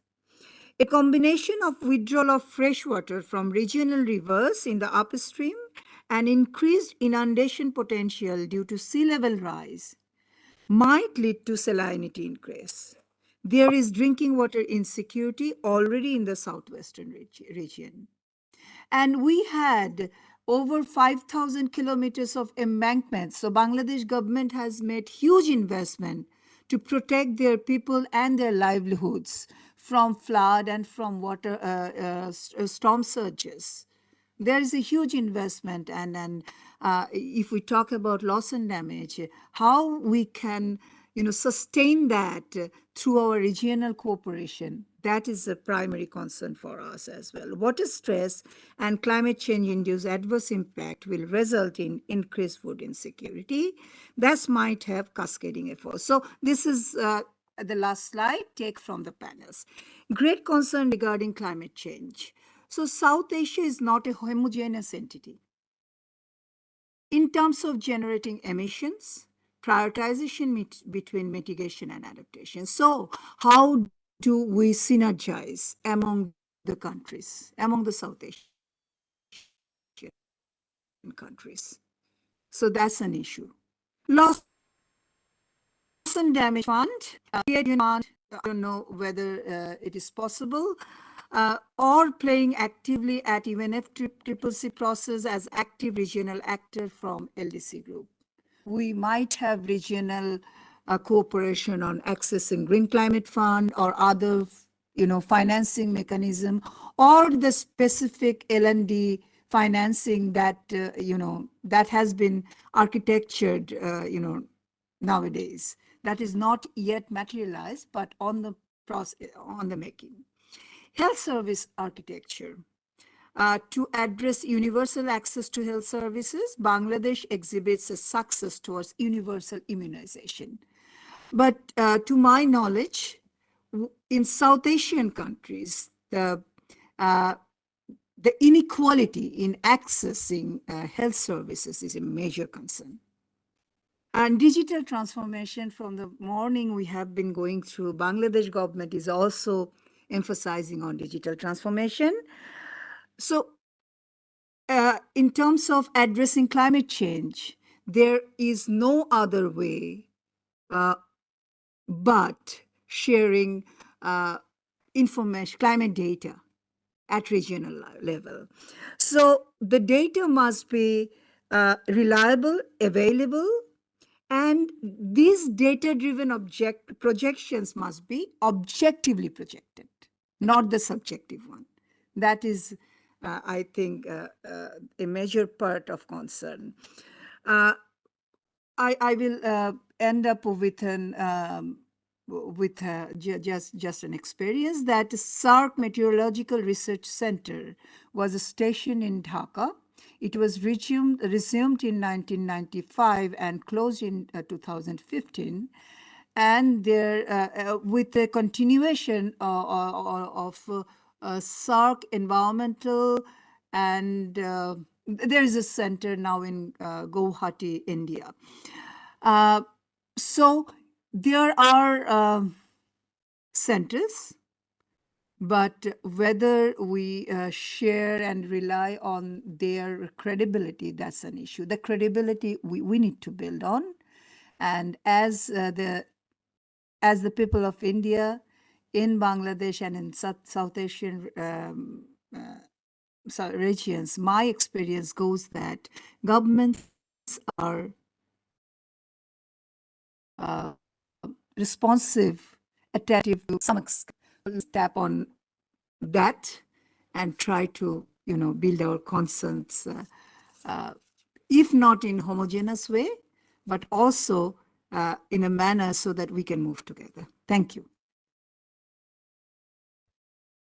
Well, thank you very much, Professor Anil Orme. I think you raised very, very widely pervasive questions in South Asia.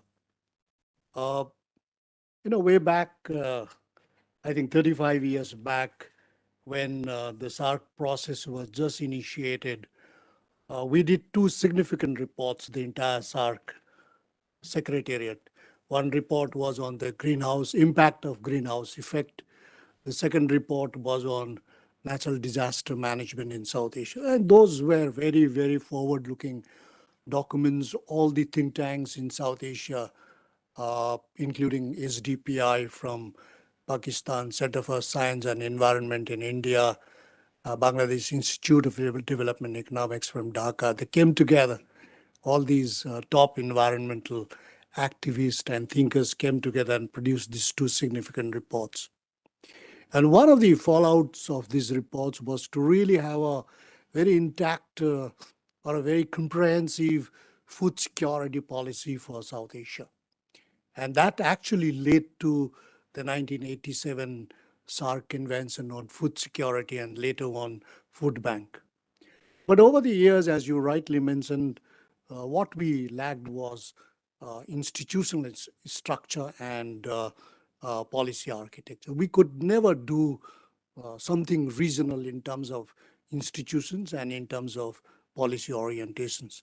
And that really pushed back all these critical issues which are coming up today. We are going to discuss that in greater details. But I believe Professor Raut has not come. He's online. Okay. So may I now invite Professor Raut from the Asian Development Bank Institute to make his presentation. Professor Raut, please. Thank you. Thank you very much, Professor Lama, for giving me this floor. First of all, I'd like to congratulate India for taking on this T20 very actively and also making T20 very inclusive. I think that's a sign of greatness of India, and we have seen that India has shown that greatness for many, many years, and also in recent COVID crisis. I hope you can see my slides. First of all, like, you know, I really like this theme of Vasudhaiva Kutumbakam, one earth, one family, one future. I think that's something that we really need to realize, that we have only one planet and we are all one family, and we need to work together to have a sustainable future. So just to give you a brief background, I think now the security threat has really changed from, you know, border security to more generalized form of security threats. Today, as we stand as a humanity, we're actually fighting common enemy. That's something that we really need to realize, which means that we really need to come together to fight common enemy as a region. So first and foremost thing is that non-traditional security threat do not respect borders. Therefore, we need to look for solutions at a regional level, at a global level, not at a national level. So that's something that we need to realize. Issues, threats, and challenges are interconnected and compelling for multilaterals and multi-level approach to handle it. Need to broaden understanding of security, including issue of human security, where non-state actors, governments, regional stakeholder, INGO, local community play a very important role. I think this is something that we need to realize as a South Asian nation.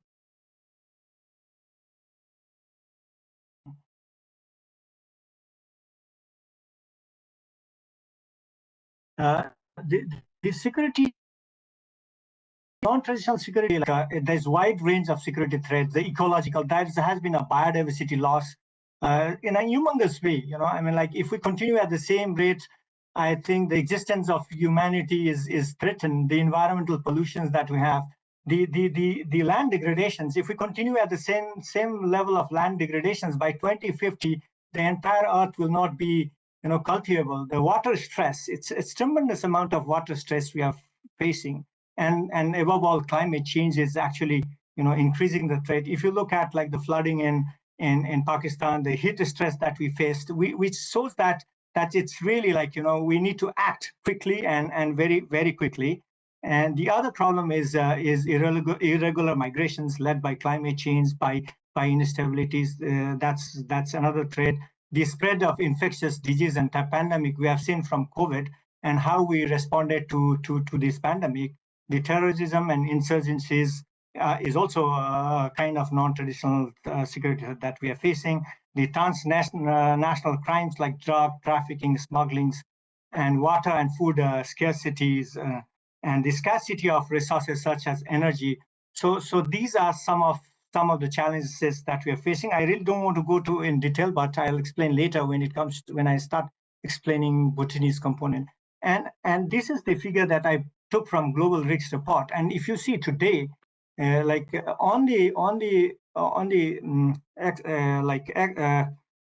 y-axis, we have these likelihood of the risks, and the other one is the impact. And today, if you see, is the extreme weathers is one of the most frequent and highest impacting threats that we are facing as a humanity, and also as a region and as a country. Bhutan is facing extreme weather events, the natural disasters, you know, failures of climate change mitigations and adaptation strategies, and cyber attacks, you know, biodiversity loss, water crisis. So humongous amount of threats we are facing, and these threats are not a country specific. It's the global, the regional threat that we are facing, and we really need to awake and act on it. If we don't do that, the future of our Earth, we have only one Earth, and we need to do everything to save it. So that's something that I would like to share through this. And this is the climate risks. If you look at the climate risks, this is the climate risks index that I took from German Watch, and you can see that South Asia as a regions, we are very vulnerable to climate change, climate risks, and being one of the most vulnerable region. And I think under India's leadership from G20, we can make climate risks as an important issue and bring it to the global community to act on it very quickly. Then the other important problem that we are facing is the hunger, the food security, the nutritional security. As one of my colleagues from Bangladesh highlighted, how severe is our food insecurity. And if you look at today, I think almost 2 billion people are suffering from iron deficiencies, and almost close to 1 billion people are suffering from moderate to very extreme hunger. So it's time we need to act. If you look at South Asia, we need to act as regions, and we are all together. We are in the same boat. The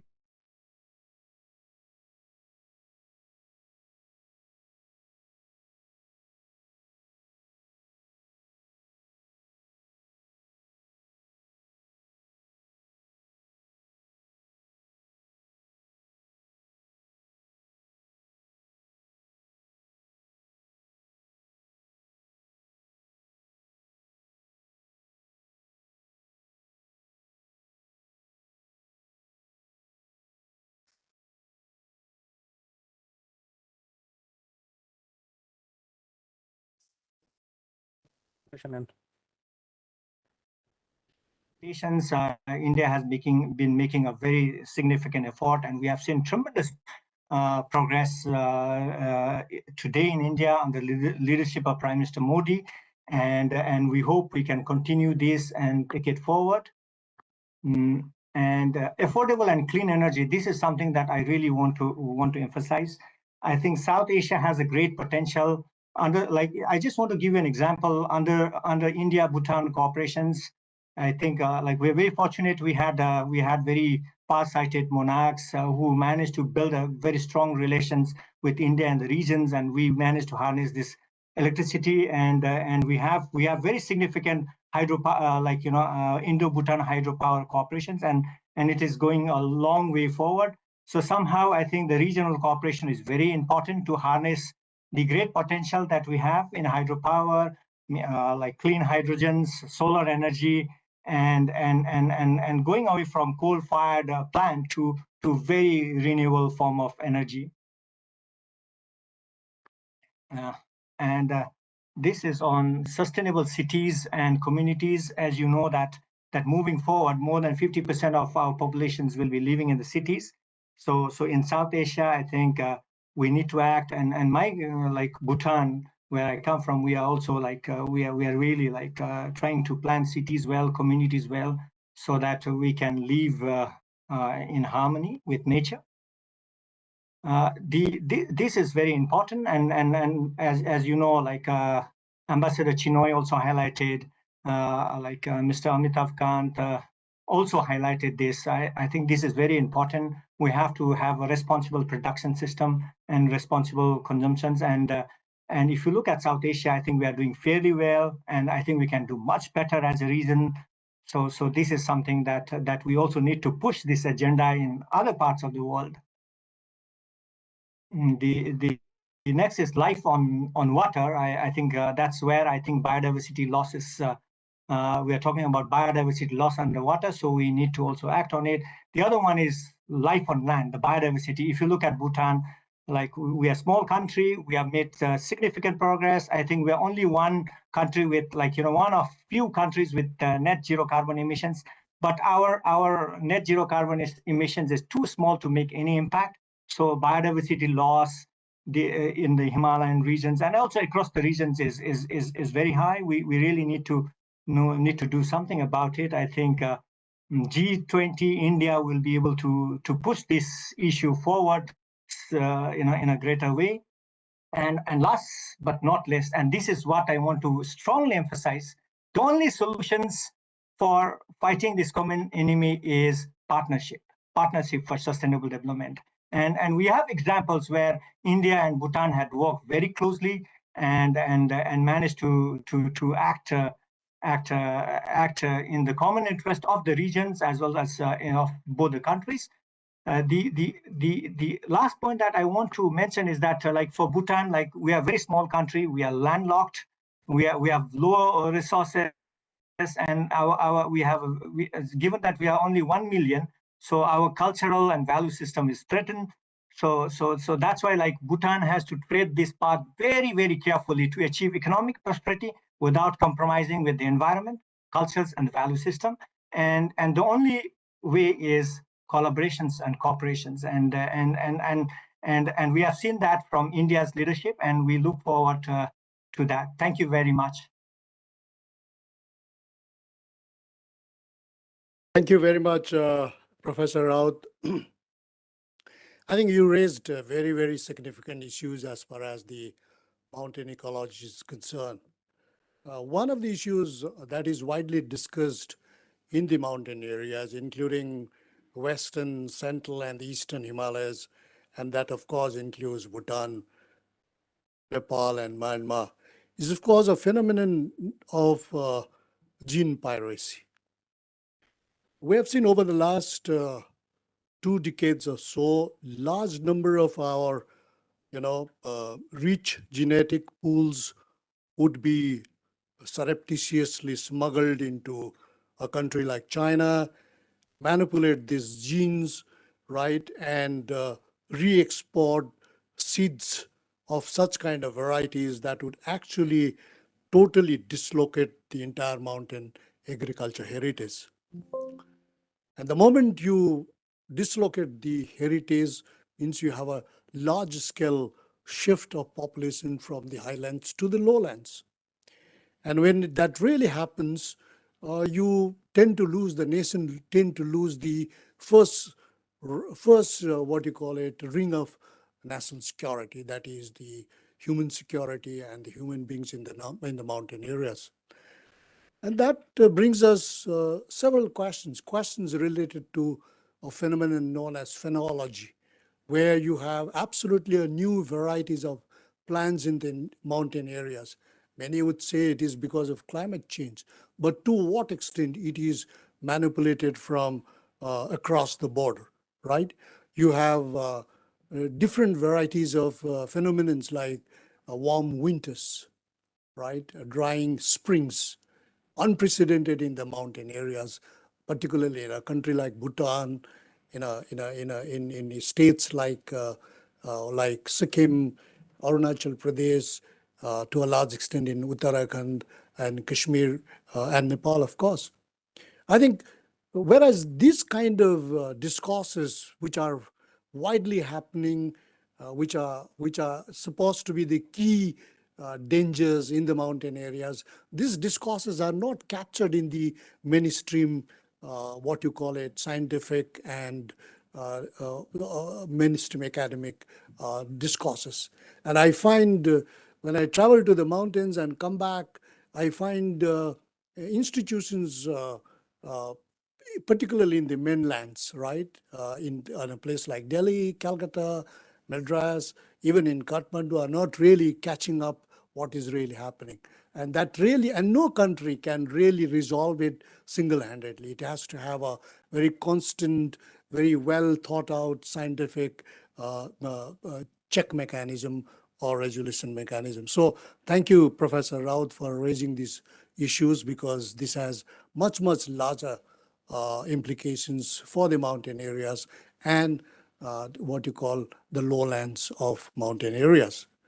The third presentation is by Professor Anuska Vijay-Sinha, and he's an economist, and he's the co-founder of Center for a Smart Future. And he's going to tell a very interesting, very intimate story about what really went wrong in the last bout of economic crisis in Sri Lanka. Please. Thank you very much. Thank you very much, Professor Lama. Good afternoon, ladies and gentlemen.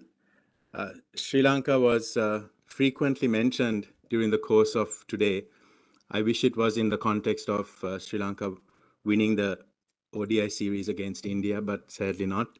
It was in a more unfortunate context around the economic crisis. I want to thank IDSA for inviting me here, and also in the context of think tanks getting together. I think we used to meet quite regularly as the South Asia Economic Summit some years back. Friends from that network are also here today, so it's good to see friends again. This presentation covers two aspects. One is certainly, the first part is to satisfy your curiosity around the Sri Lankan issue and where we are at right now. The second, and perhaps more importantly, is some reflections on the South Asia cooperation agenda and the agenda as we move forward. So it goes without saying that Sri Lanka had a very tumultuous 2021 and 2022. For those of you who are not familiar, I'll quickly recap some of those. In the context of agriculture, we had a debilitating impact on agriculture with the poorly thought out ban on agrochemicals implemented literally overnight. And what that did was it, in my mind, started the first wave of protests. I think many of you were familiar with what you saw in the mid to second half of last year with the protests, but the protest movement started much earlier with farmer groups across the country protesting against that loss of livelihoods around this policy. We, of course, came on the back of COVID-19 and its impacts on tourism, remittances, and government fiscal position. All of these put pressure on foreign currency inflows, and it also put pressure on public finances because there was no fiscal space to then provide some relief to firms and households when the crisis hit. Dwindling foreign currency reserves, a collapsing currency, but was artificially held, and that caused its own spiral. There was a delay in seeking IMF assistance, and it's interesting to hear a few months ago when Bangladesh kind of preemptively went and sought a kind of a funding facility to buffer against a possible deterioration of conditions, whereas in our case it was delayed. And all of this led to people suffering. And I think I was very heartened to hear the G20 Sherpa, actually, Amitabh Kant, a running thread throughout his remarks were about improving the lives of citizens. And when you have that at the heart of your policy agenda, you tend to take decisions around that. And I think we saw a reverse of that where the people agenda wasn't at the heart of it. And then ultimately, when the crisis hit, it is people who suffered. And this is a picture I took where folks are walking kilometers on end to try and get some cooking gas. But I want to make a distinction with some of the narratives you may have heard around the roots of the crisis. And this is why it's important. And some of these are important for our thinking around economic growth and economic challenges. I think many of you would have heard about the more recent narratives, COVID, Ukraine-Russia war, leading up to this, causing the crisis. But in fact, that was the tipping point. The roots of the crisis were already sowed in Sri Lanka's post-war growth model. We had a post-war growth model that relied on the construction sector and what economists call the domestic non-tradable sector. We can't afford that for a small country that's reliant on trade. Sector, yes, Sri Lanka need a desperate need of infrastructure, and I think ADB has done so many studies to show across South Asia and Asia the financing need for infrastructure. But in Sri Lanka, yes, that infrastructure need was there, but it was largely purely debt financed. And in fact, there was a lot of debt taken for what I call dud projects. And pictured here is, for me, a symbol of that folly, which is the Lotus Tower. The Lotus Tower was done entirely with debt from the Chinese government. built by a Chinese contractor. The design is not as nice. The lotus here is not as nice as the lotus in the G20 India logo. Here it is purely because it's the party symbol of the regime at the time. So it is essentially a gift to prop up a regime. It's a dud project. It's struggling to even have its lights on. So I think this is the kind of debt that was taken on. Whereas growth enhancing, efficiency improving reforms that would generate income to pay for debt was ignored. And there was this big policy ideology around expanding the state role in the economy versus encouraging the private sector. And in the private sector, there was over leverage again in real estate and construction. Household over leverage, particularly rural credit, because there was a low interest rate, consumption oriented focus, kind of a feel good, sugar high kind of economic model. And our debt was increasingly becoming more complex. Earlier, Sri Lanka had a lot of concessional debt from the World Bank, IDA loans and other bilaterals, and went to commercial. And that's fine if you have the internal discipline around managing that debt.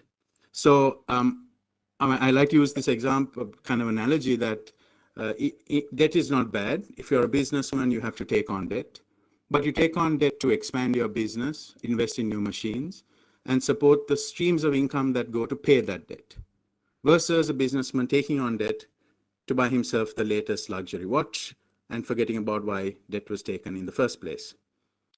What are the current conditions? Fast forward to today.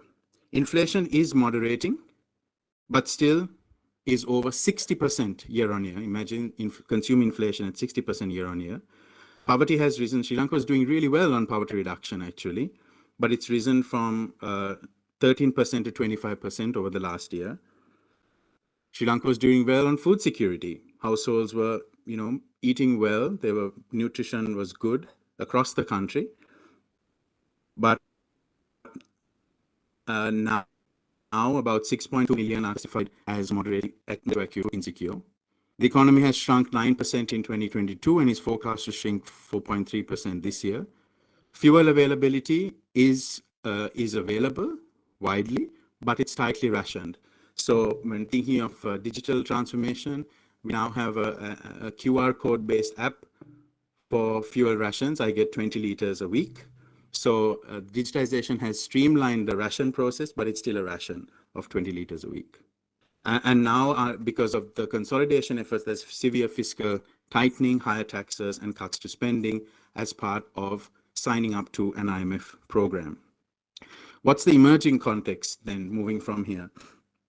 The public have increasingly become less trustful of politicians. Public trust is at an all-time low. You might ask, will this translate into further protests? My assessment is that there's a lot of protest fatigue. I think people want to some extent, get on with their lives.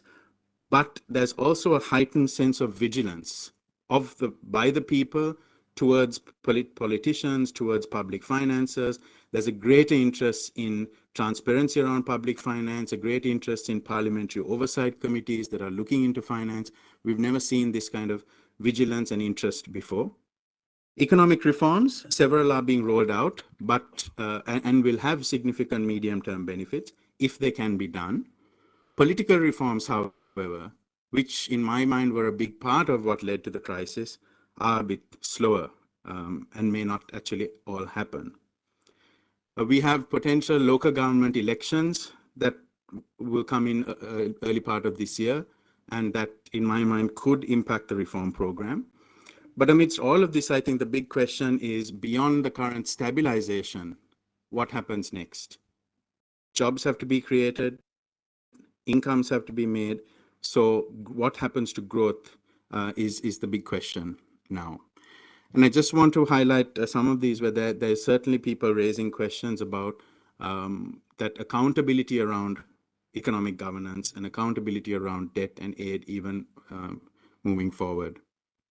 By the way, this bottom right-hand photo, to the point about public vigilance, this is a photo at the protest site where alongside those tents, there was a think tank that put up printouts of public spending accountability from the indexers and watchtower stuff that they did. This is some data they had collected around how your public tax money is spent, and it was very interesting to see in this protest site where it was a lot about activism, and I know all of you saw pictures of violence and fires, but there was also this, where think tanks were putting forward data because there was such an increase in public interest.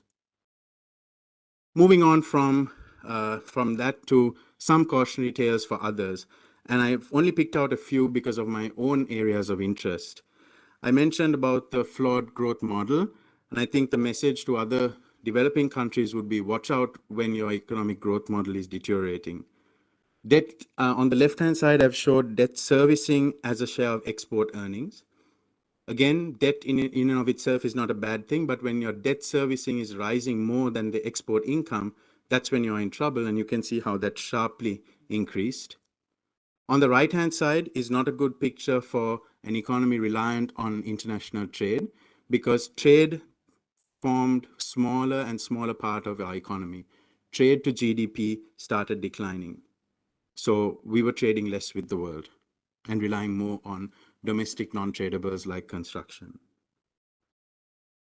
Exports as a share of GDP in particular were in secular decline, and also the export composition. Top picture is 1995, bottom is 2021.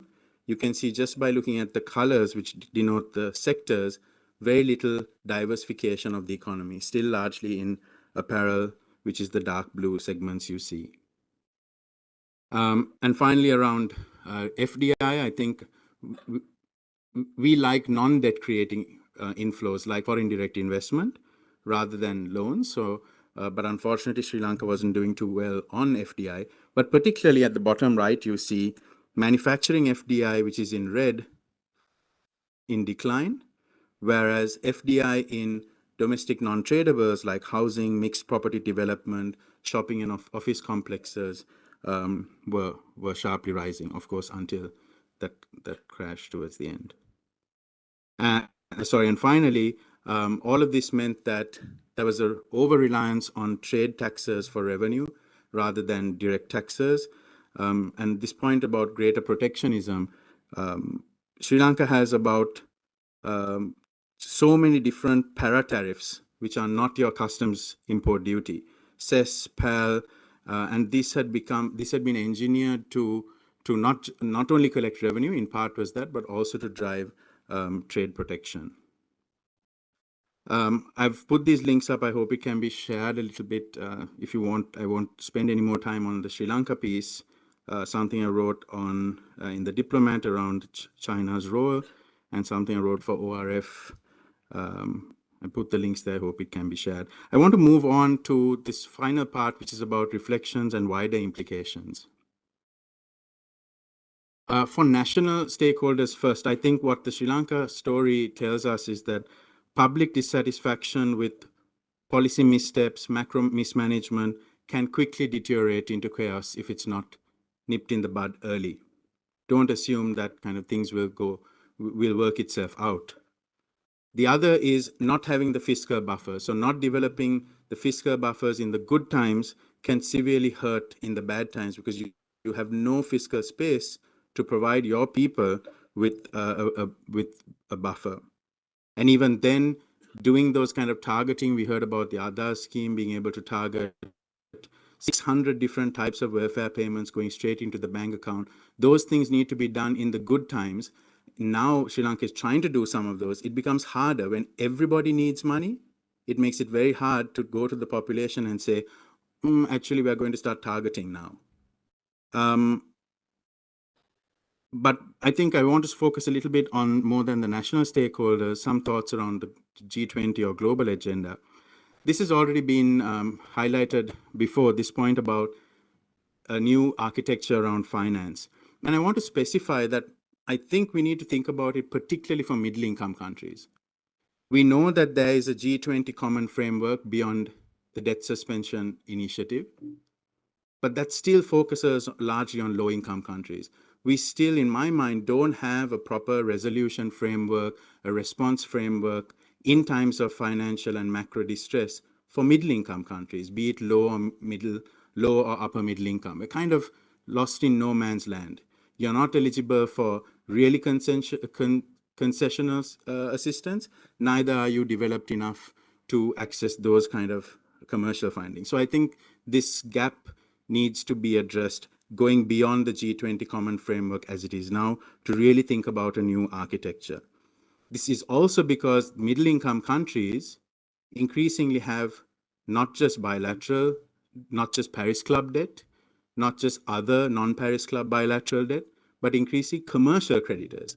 And your commercial creditors are not attending T20, G20, G7, but they're a big part of this equation.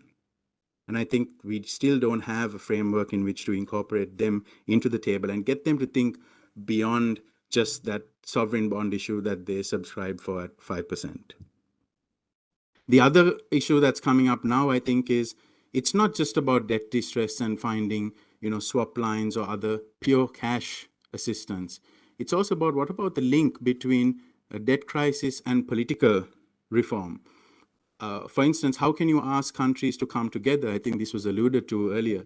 How can you ask countries to come together to help a country when they're not sure whether that money is going to be wisely spent on the right things and on the right people, which means the political reform, institutional reform has to come together. Is that even something that can be considered? And finally, I think we have others. I said canary in the coal mine. What does Sri Lanka mean for some others? We are seeing other countries in the region. Pakistan today, a lot of the signs around shortages of essentials, folks running behind food trucks and so on, is seriously giving me flashbacks on Sri Lanka's own conditions just last year. Clearly, these are already being thought about in some way. On the right-hand side is something that the UN Secretary General just tweeted a few days ago. The global financial system is broken. It favors wealthy nations and penalizes low and middle-income countries. And he's urging financial institutions to develop creative ways. So that's from that kind of multilateral side. On the left-hand side is this letter written by 182 economists specifically on the Sri Lanka case. It was remarkable. But of course, I don't necessarily agree with everything that was said there. It was talking about debt cancellation. It was talking about private creditors stepping in the way of resolution. But whether we agree with their take or not, the fact is that they bring out very valid points about the need for this new architecture that incorporates these considerations, and it's currently missing. I believe that the debt distress agenda and the climate finance agenda can really be brought together. And this is another point for the G20 to carry forward.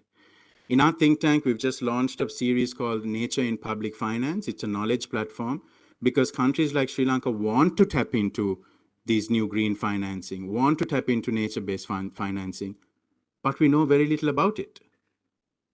We hear debt for nature swaps, blue bonds, biodiversity bonds being thrown about as concepts, but we have very little internal capacity, very little understanding. And I think this is a knowledge gap we're trying to bridge. But more than that, I think at the G20 agenda, let's not just think of the debt crisis and the debt distress issue here and the climate and financing issue here. I think those two are very much interlinked, and perhaps South Asia could be G20 and India, South Asia could lead the way, given our rich natural resources, in coming out with some new financial instruments. For example, could Sri Lanka be the first in South Asia to issue a biodiversity bond or a blue bond in response to the debt crisis? And finally, my thoughts around South Asian integration. I added this slide in after some of the discussions this morning. I must say as a citizen, I think I'm a little confused about what South Asian Regional Forum we are going to focus on. We heard about BIMSTEC. We know that there's SAARC. Sri Lanka is also part of IORA. I think platforms are good, but now we have to really figure out where we're going to focus, where the best chance of success is. I was just reflecting on the fact that unlike the T20, which is explicitly anchored to the G20 process, I don't think we have an equivalent firm track to think tank forum or under BIMSTEC or SARC. We've had kind of semi-track to dialogue, but we don't have that explicitly anchored to that process. I think that's something to think about.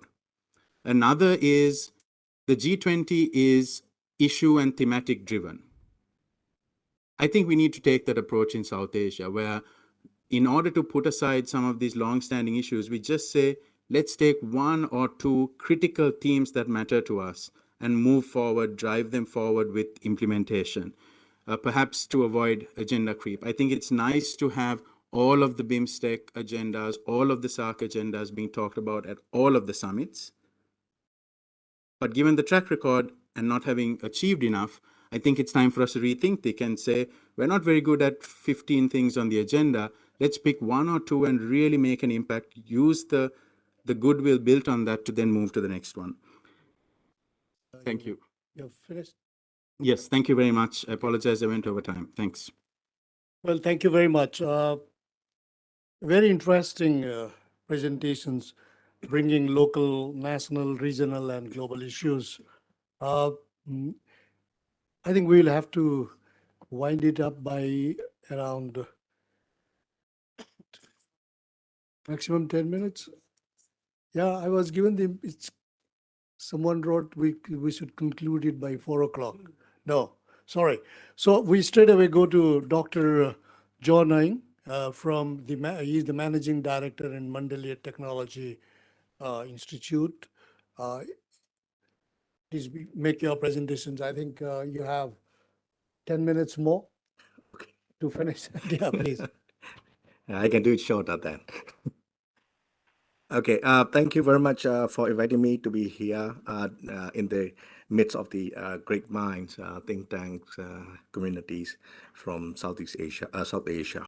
I'm going to provide the insights and overview of Myanmar after the military takeover in February 2021.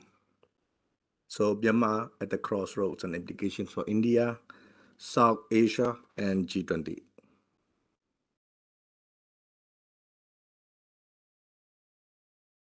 So Myanmar, at a glance, we are a small country compared to India. It's like about 20% of India in the size, but population-wide, we have like about 54 million. It's about 4% of India's population, and we are around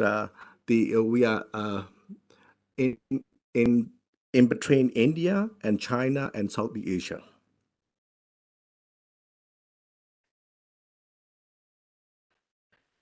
We had the socialist government just after the independence, after 1948. Then until 1988, we had gone through the socialist government, but ruled by the military dictators as well. But after the 1919 to 2023, we had the military to democratic government transition.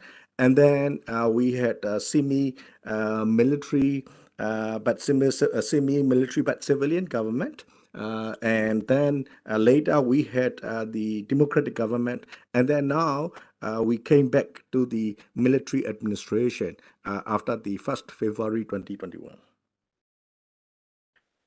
Because of the that military takeover or military coup in 1st February 2021, we had the protest all around the country, and then we had face-to-face